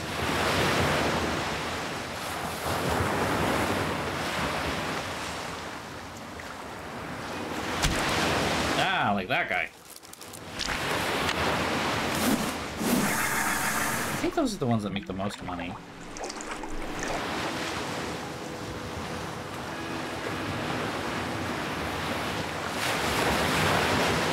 Yes!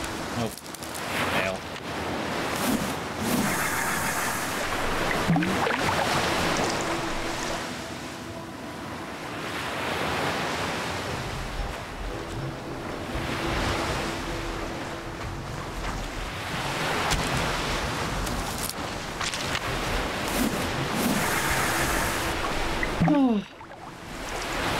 Nancy's in literal fucking, like, danger. Like, actual physical harm to her life is possible, and... Didn't get anything that time. What? Boo hiss. And Joe got hit in the head and is being observed for a concussion, and Frank is fishing. He's fishing. Really making good use of your employer's time and money there, huh?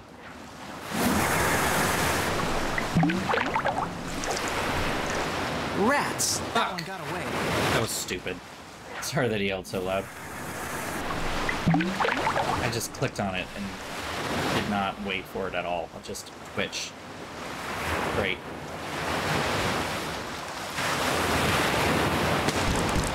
You know how competitive Nancy Drew here would be, ultimately. How tense and fast-paced it all is.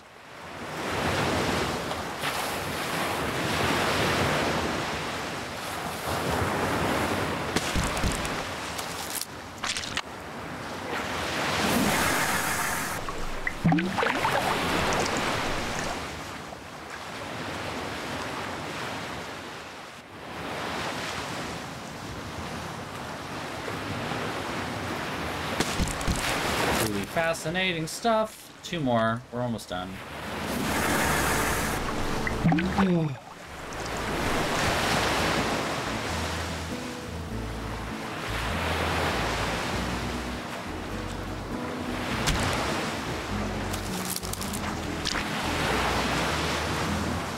Yeah, honestly, you're not wrong. Like, trigger happy indeed.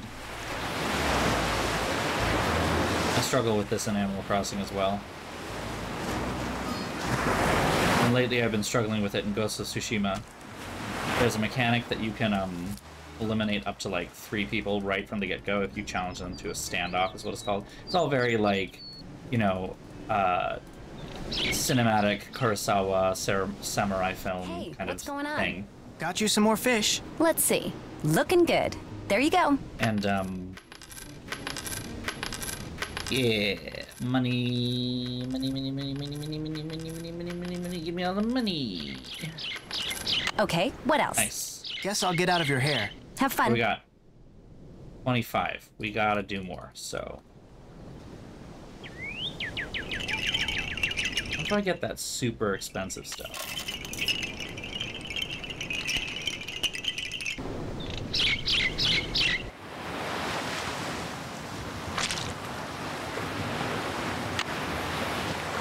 Super bait. Red herring super bait, no less.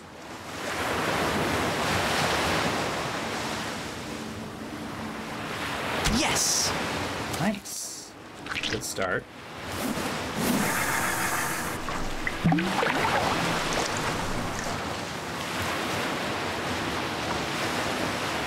The more you spend, the more you make. Money makes money. Like something capitalism.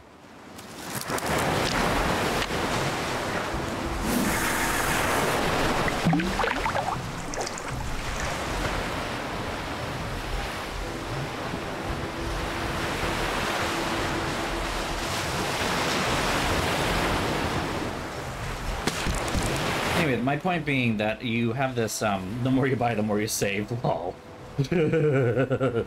That's a niche joke that I know pretty much everyone here won't get. My boyfriend gets it because I won't shut up about graphics cards.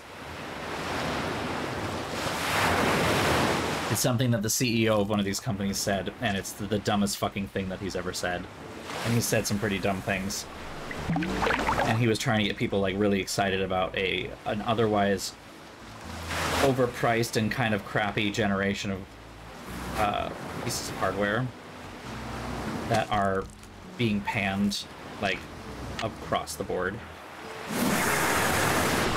So he was like, the more you buy, the more you save. It's like, what the fuck does this even mean at this point? Like, you're saying words. They mean nothing.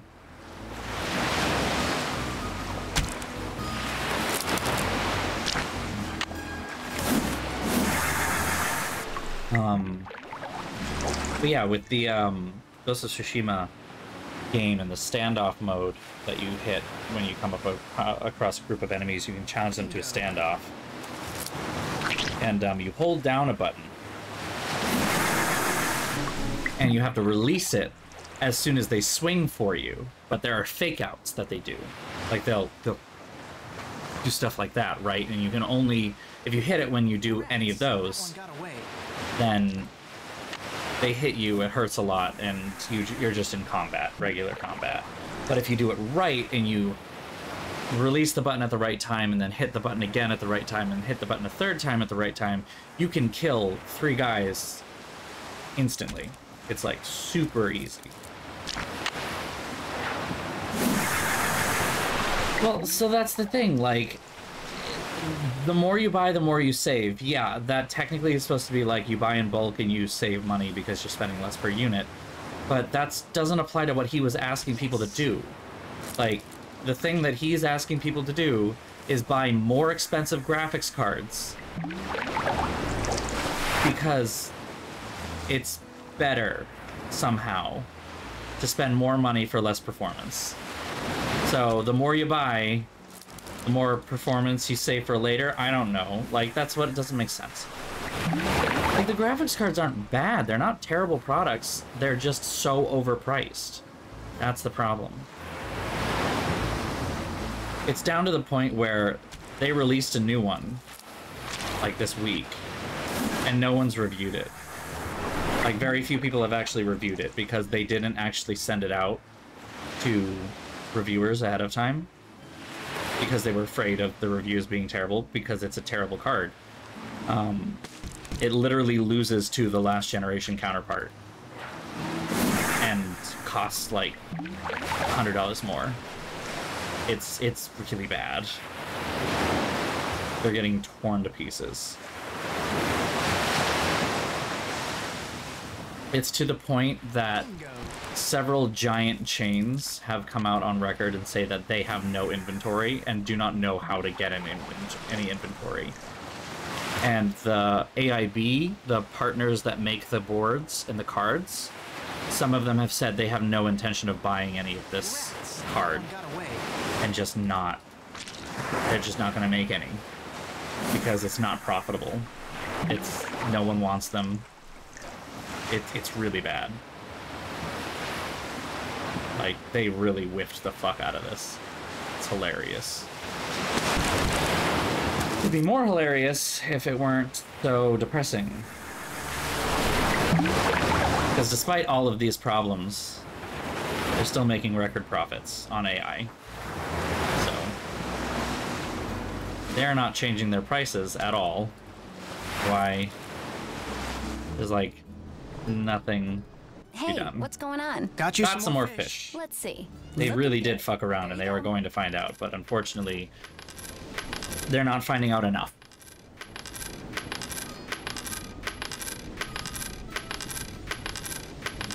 Okay, what else? That should get me some snorkeling equipment. As long as you've got 30 Big Island bucks, you can. There you go. And there you go. This dry bag is great. I can keep my clothes with me while I'm snorkeling. Need anything else? Guess I'll get out of your hair. Sounds good. And I still have 20 Big Island bucks left. Oh, yeah. We'll pick up some shells while we're here. Might as well. Never know when you could end up needing shells, right? Even though We're pretty much at the point of, you know... That's a noise. In we go. Wetsuit time. That's a pokey bit.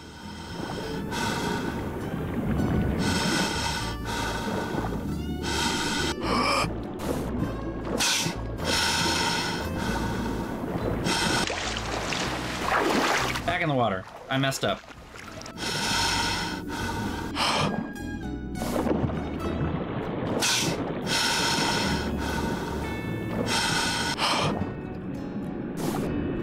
More shells. Lots of shells. He sells seashells by the seashore. I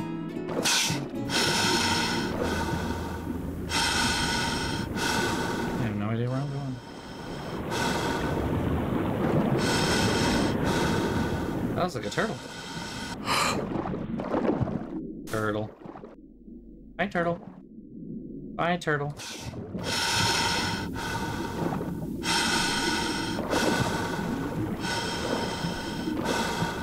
Ah! Eel. That eel. That eel. Next we need to go to is shark. Whoa! And turtle. Whoa! Ray. Ray is not here. There is no Ray. Oh, okay. And he died.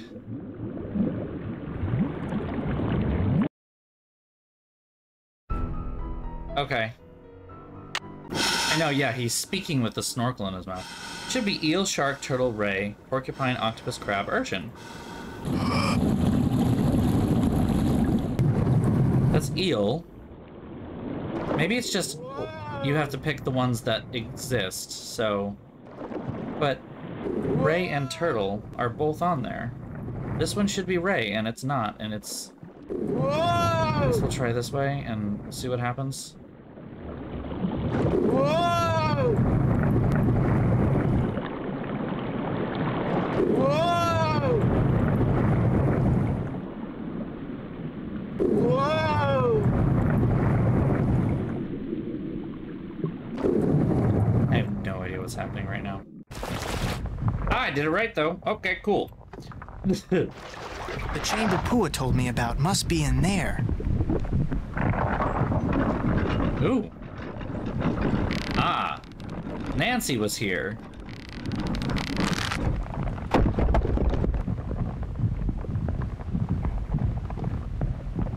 We're right behind her, then. Like you're telling me.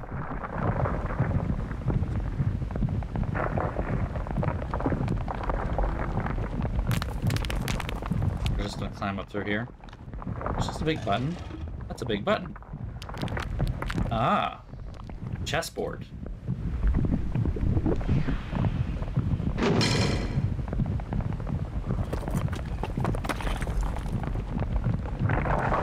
Holy cow, those things are covered with tiny beetles. Man, whatever's inside those canisters, those beetles are going for it.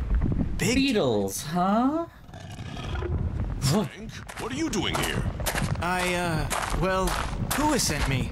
She gave me a map. What is all this? A huge, terrible mistake, that's what it is. I've made Pele mad. Dad? How did you get in here? I finally found a lava tube that bypasses the main tunnel. Pua, you followed me? I had to find another way in here. So I let you figure out that chart, and then yes, I followed you. It's over, Pua. I'm dumping those things right now. Dad, no! We're in too deep. We've got to go through with it now. Wait a minute. You're in Hold on. whatever it is together? If and when the Healy Healy Center shuts down, the land it's on reverts to us. Land we could turn right around and sell to developers. So I used John and Kudo to steal us some chemicals that would make insects start destroying the pineapples. And made it sound like Kane Okala was back to keep people out of the jungle so they wouldn't see us spraying. And then we spread the rumor that whatever was killing the pineapples was the Healy Healy's fault. My father owes a lot of money to some really bad people. That's why we did it. And if you could just not tell anyone about this, everything will be fine. No, Pua. Peli destroyed the tunnel for a reason. She was telling us to stop. No, Pooh. Peli destroyed the tunnel for a reason. Aha. Stop. There's Nancy. No, Pooh. It's over. The earthquake was a warning. This isn't right, and if we don't stop next, she'll destroy us. Man, you're not wrong. You see? You see?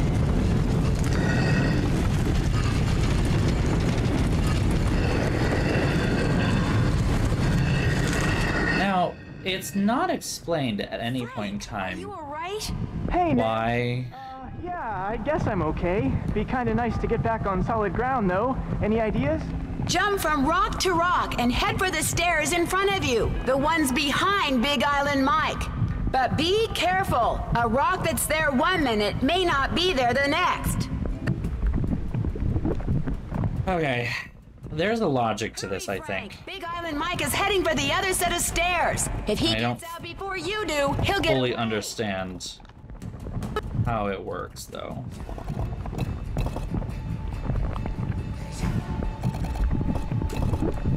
Okay.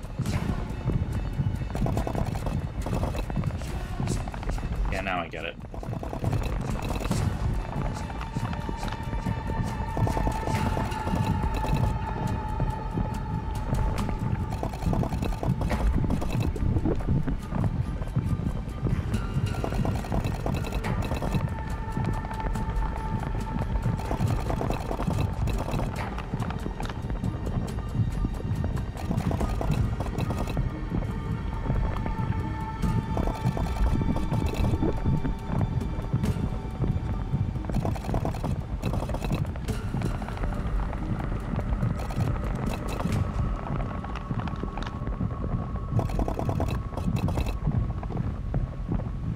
Get it, but I don't like it.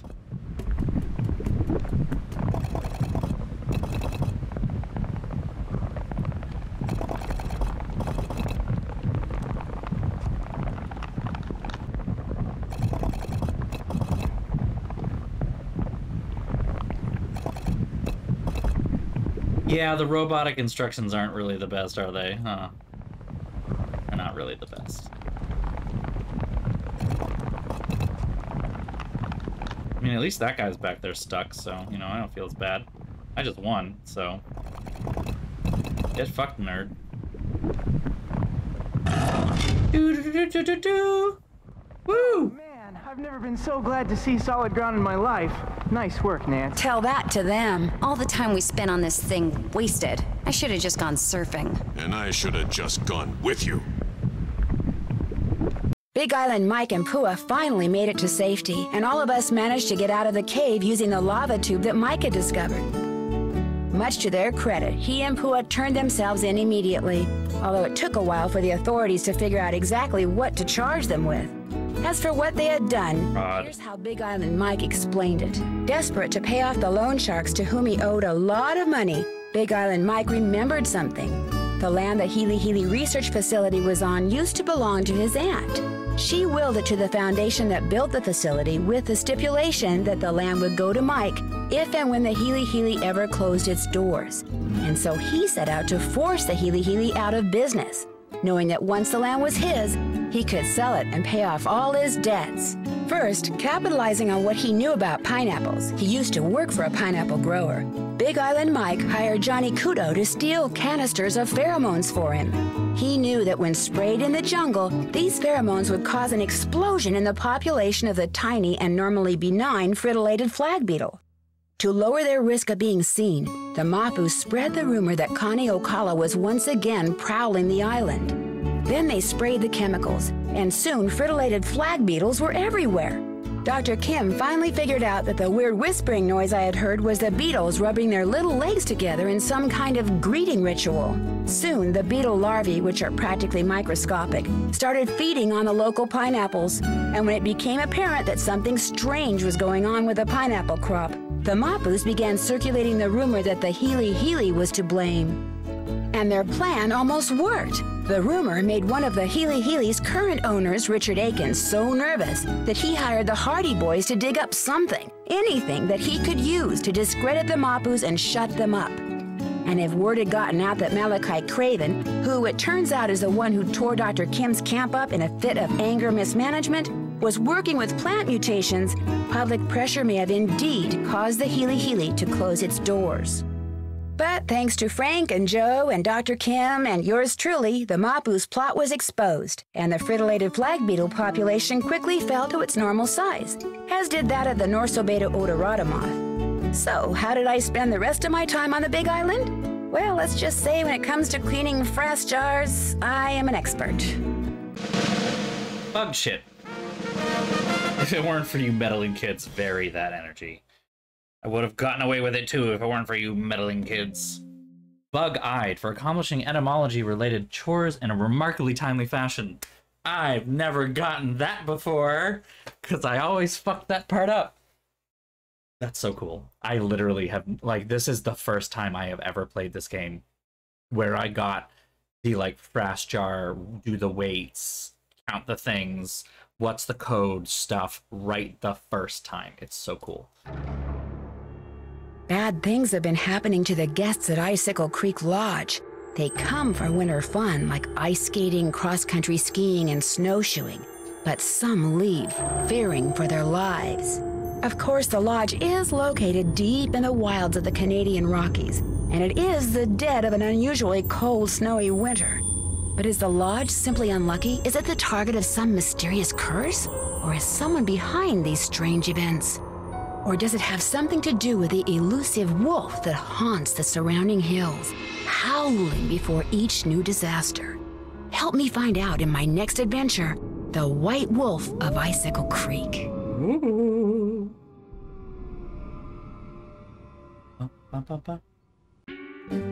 Okay. That is the game. Give me a moment. We're going to go ahead and get the next part set up, because we got to talk about where this falls in the realm of all the other games, because I have thoughts. I have thoughts. Especially after the last recent bit.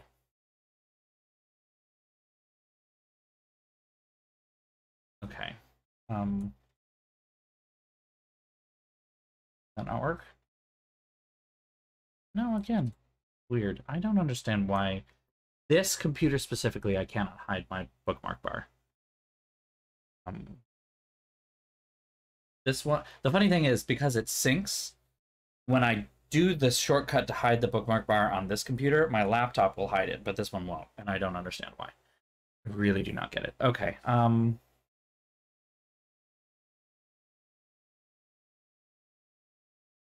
okay, let's start with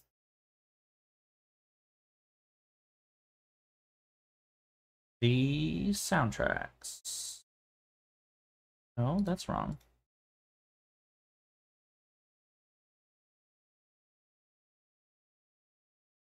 Okay, that's wrong. Wait a minute.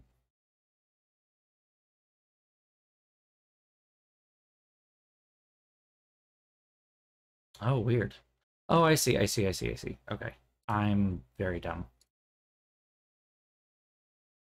Okay, let me switch the scene over. Give me just one moment. Write these two, and then we're gonna open up these ones.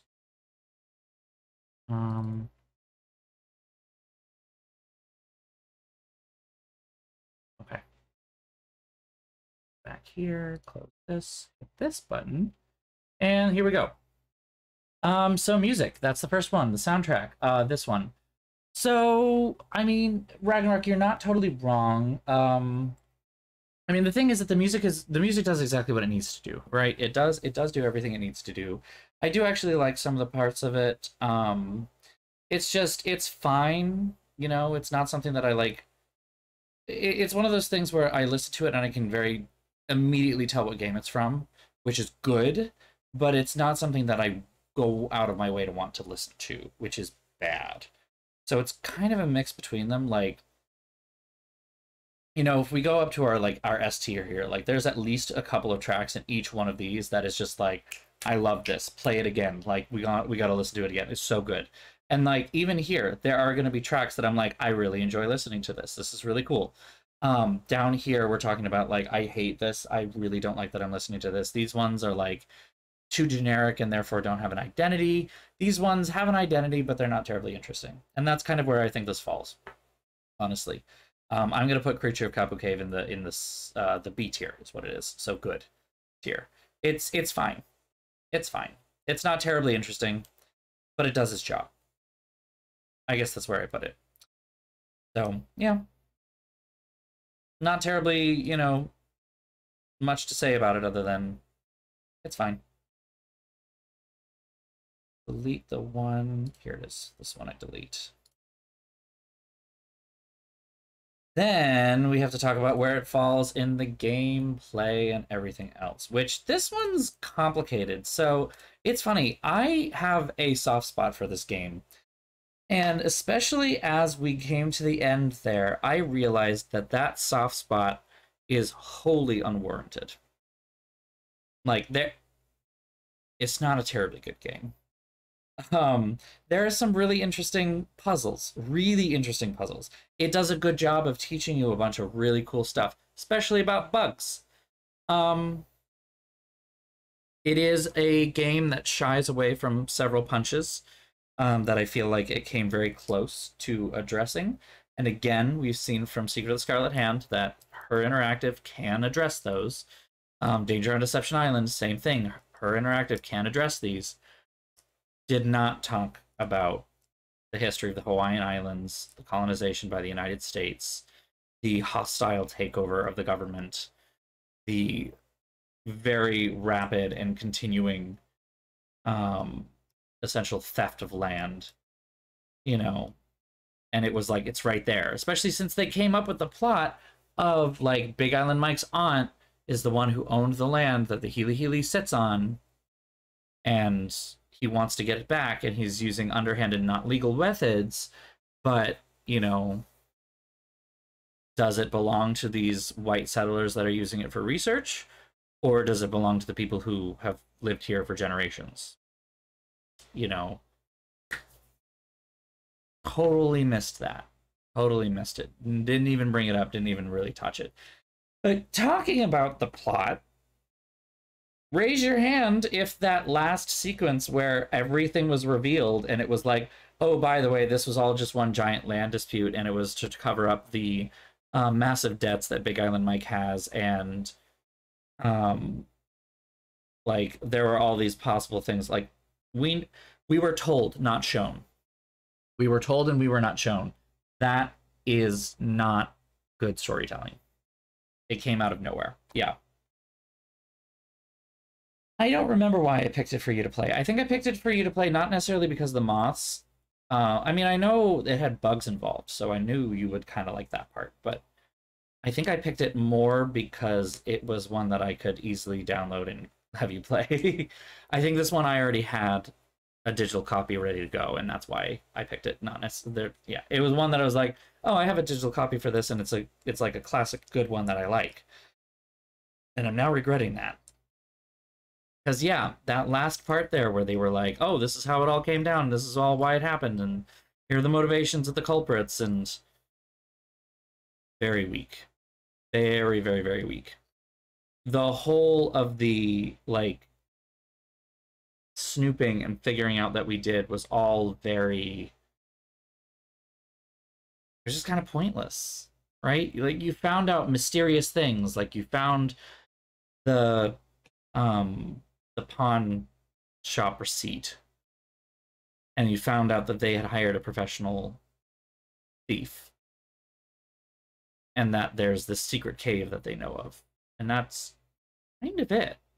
You don't really find out anything actually incriminating until you get to the end, and all of a sudden you hit the, oh, I confess I did everything stuff.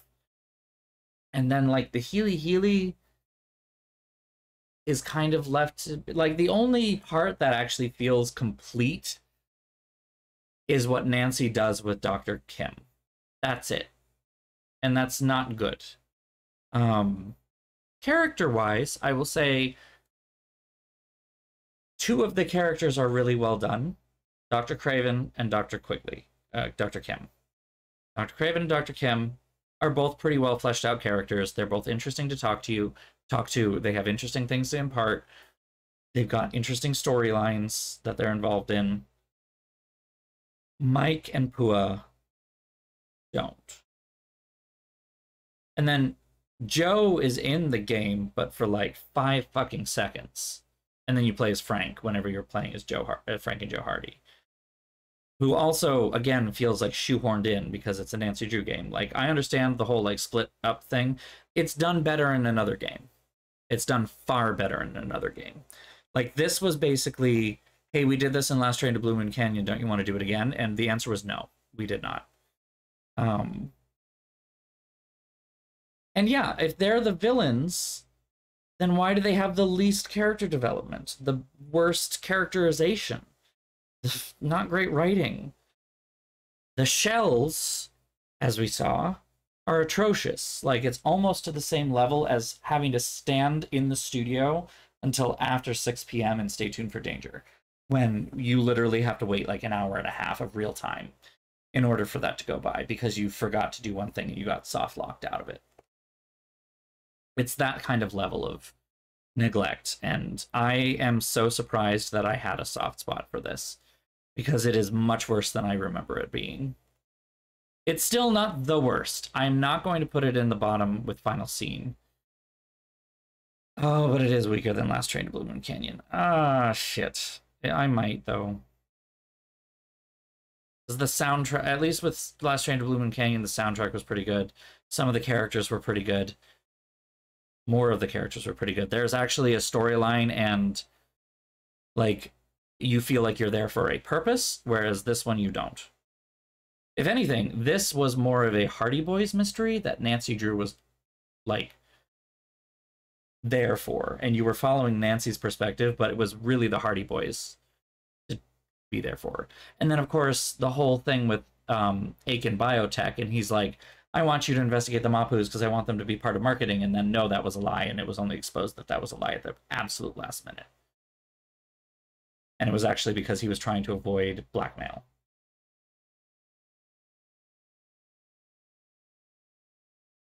Yeah, it's going in trash tier. It's going in trash tier. I am not sure why it has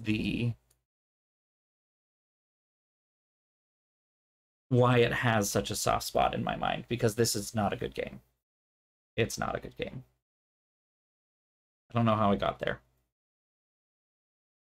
So yeah, second ever trash tier game. Weird as that is.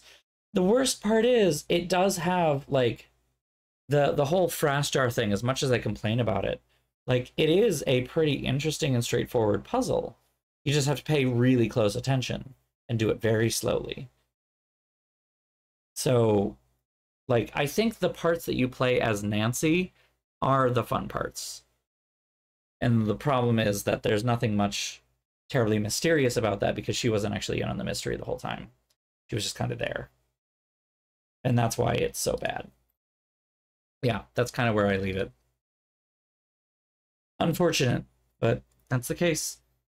Anywho, I don't know why I'm still wearing my headphones. We're done with the headphones. That is the stream for the night. Yeah, I think we're good for the night. And hey, we ended on time. That's pretty cool, all things considered. You know, pretty cool. Yeah. I don't know what else to say there. We're done.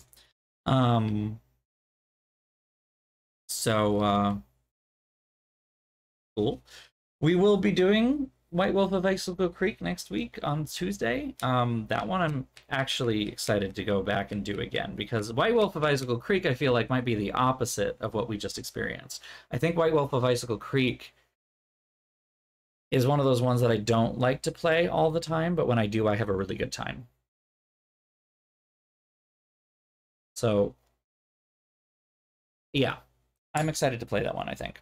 There are some really dumb memes as part of it, too, that we can easily make. Noodle Wolf is my favorite. You will see what I mean when we play it. So please tune in, because Noodle Wolf is precious. But But that's our stream for the night. Thank you all for joining so much. As per usual, I want to thank my subscribers for the support that you're able to give the channel. Thank you so much.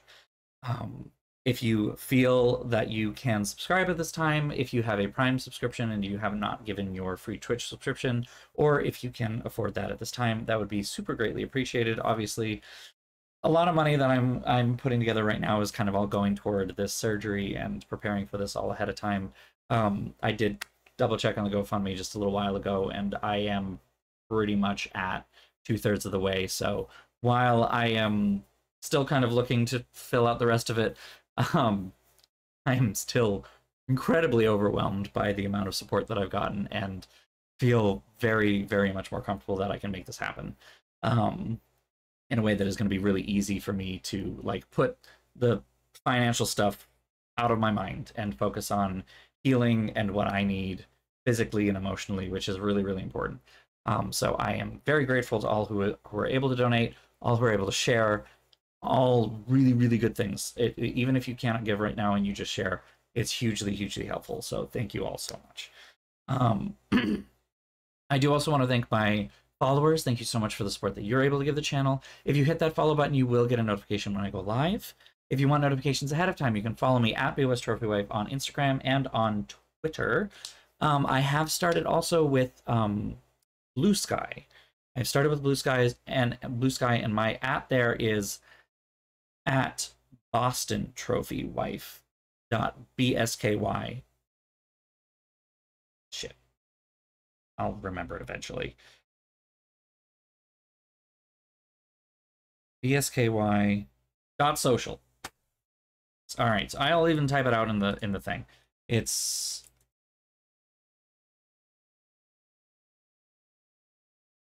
this. If anyone is on the Blue Sky app. What? Okay, apparently I can't post there, so. Streamlabs is weird today. It's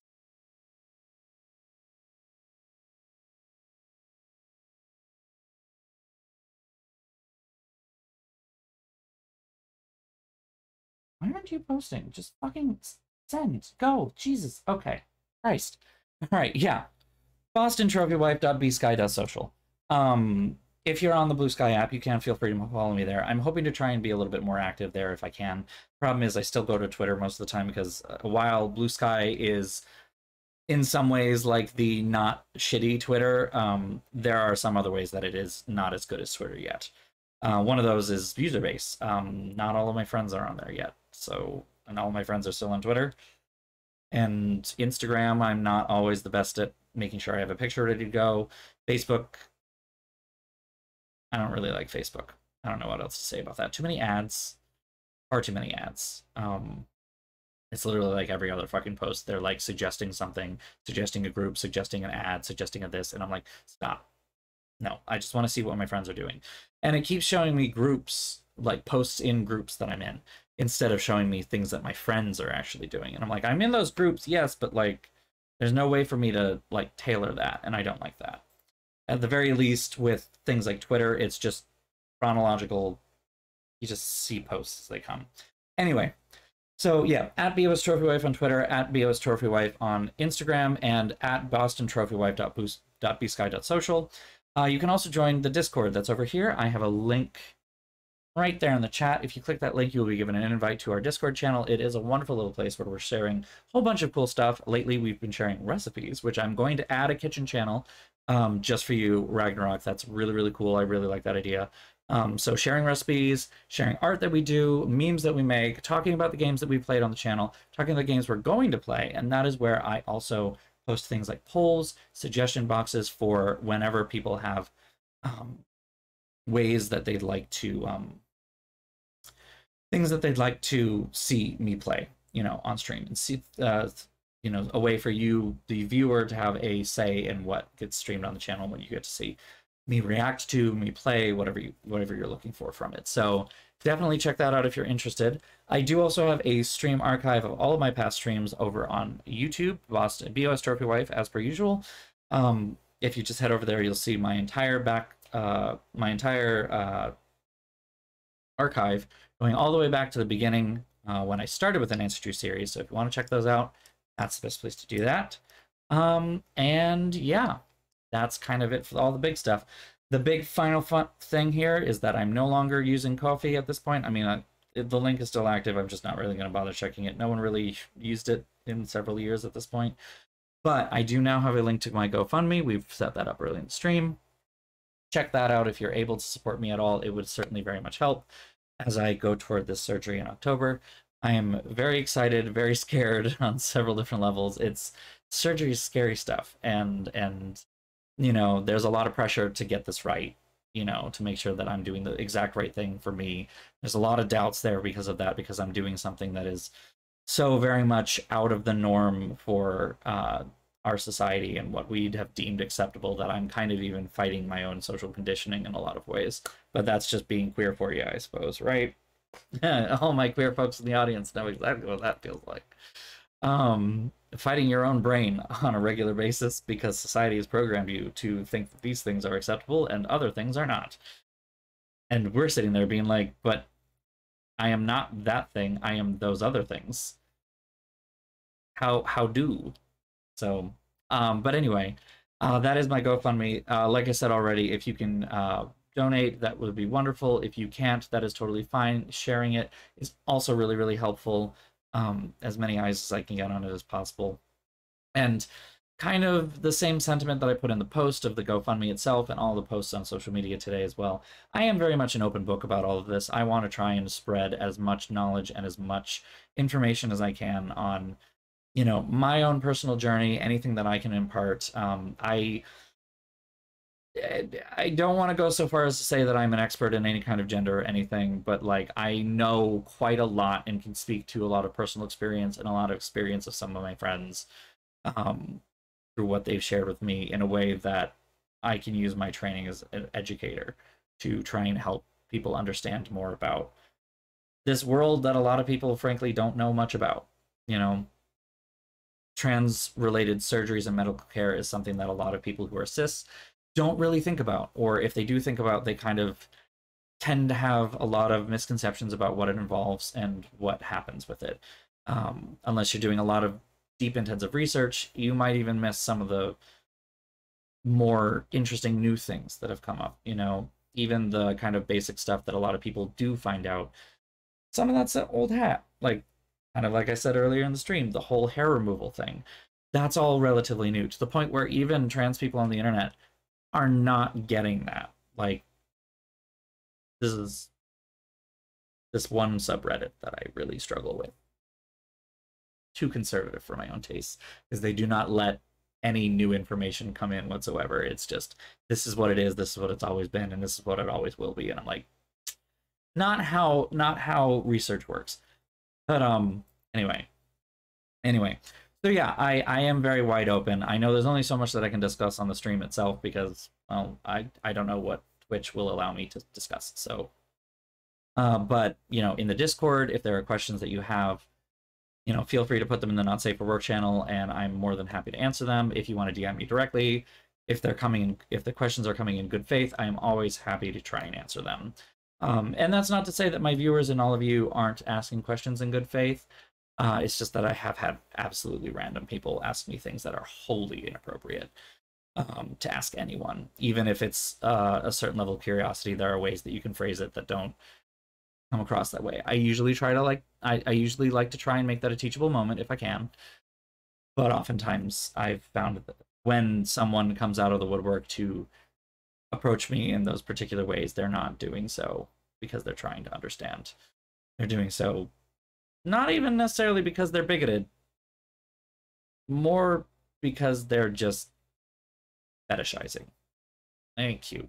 But again, I don't think that's necessarily you. I'm just saying, as a blanket, I am more than happy to answer almost any question that comes at me that is in good faith. So if you have any burning questions, if you have any at all, please hit me with them. More than happy to talk about my own journey, seizures I'm looking at, any other things that I might know a little bit about, even when it comes to gender and how I view gender. You know, I actually had a great conversation with someone at work yesterday about how we kind of inherently gender body parts. And I think that's, I mean, I don't. The thing is that, like, you know, yes, I have breasts, but I don't think they're inherently feminine. And I have people asking me all the time, like, oh, do you call them the girls? Or like, you know, you're feminizing your chest. And I'm like, I'm not, though. And I have this great analogy that I'm starting to try and use. It's like pants, right? Pants were originally created and are most often found on masculine styles of clothing for men. But you would see someone wearing, like, you could see anyone of any particular gender expression, feminine or masculine, wearing a pair of trousers, right? Suit trousers that are pleated down the front, cuffed, you know, very straight leg, masculine cut. And they can work in different ways, but they look very much like a masculine pant, right? You can look at it and say, that's a masculine pant. You know, someone who is feminine who is wearing it is maybe wearing it to masculinize a certain point. If a person who's masculine is wearing it, they're trying to emphasize that masculinity. Palazzo pants. You can't necessarily look at those and say that they're necessarily masculine, right? They tend to be a little bit more feminine more than anything. I mean, if you put lace on pants, that's probably going to end up looking a lot more feminine. And therefore, while yes, the original garment might often be found in menswear, it is not exclusive to men. And it is not exclusive to masculine identities and gender expressions either. You can create a very feminine pant. In the same way, yeah, I have breasts, but I don't think they're particularly feminine. Not with all this chest hair. So anyway, that is enough of that. It is already 11:19. I've kept all of you far too long. Thank you all again so much for coming out, supporting me, watching this stream today. I'm looking so much to doing White Wolf of Icicle Creek with you all next week. Tuesday, same time, same place, 8:30 p.m. ET. So until then, have a great weekend. We'll see you all soon. If you're seeing either Barbie or Oppenheimer or both, have fun. And I'll see you all next week, everyone. Bye-bye, darlings. Mwah.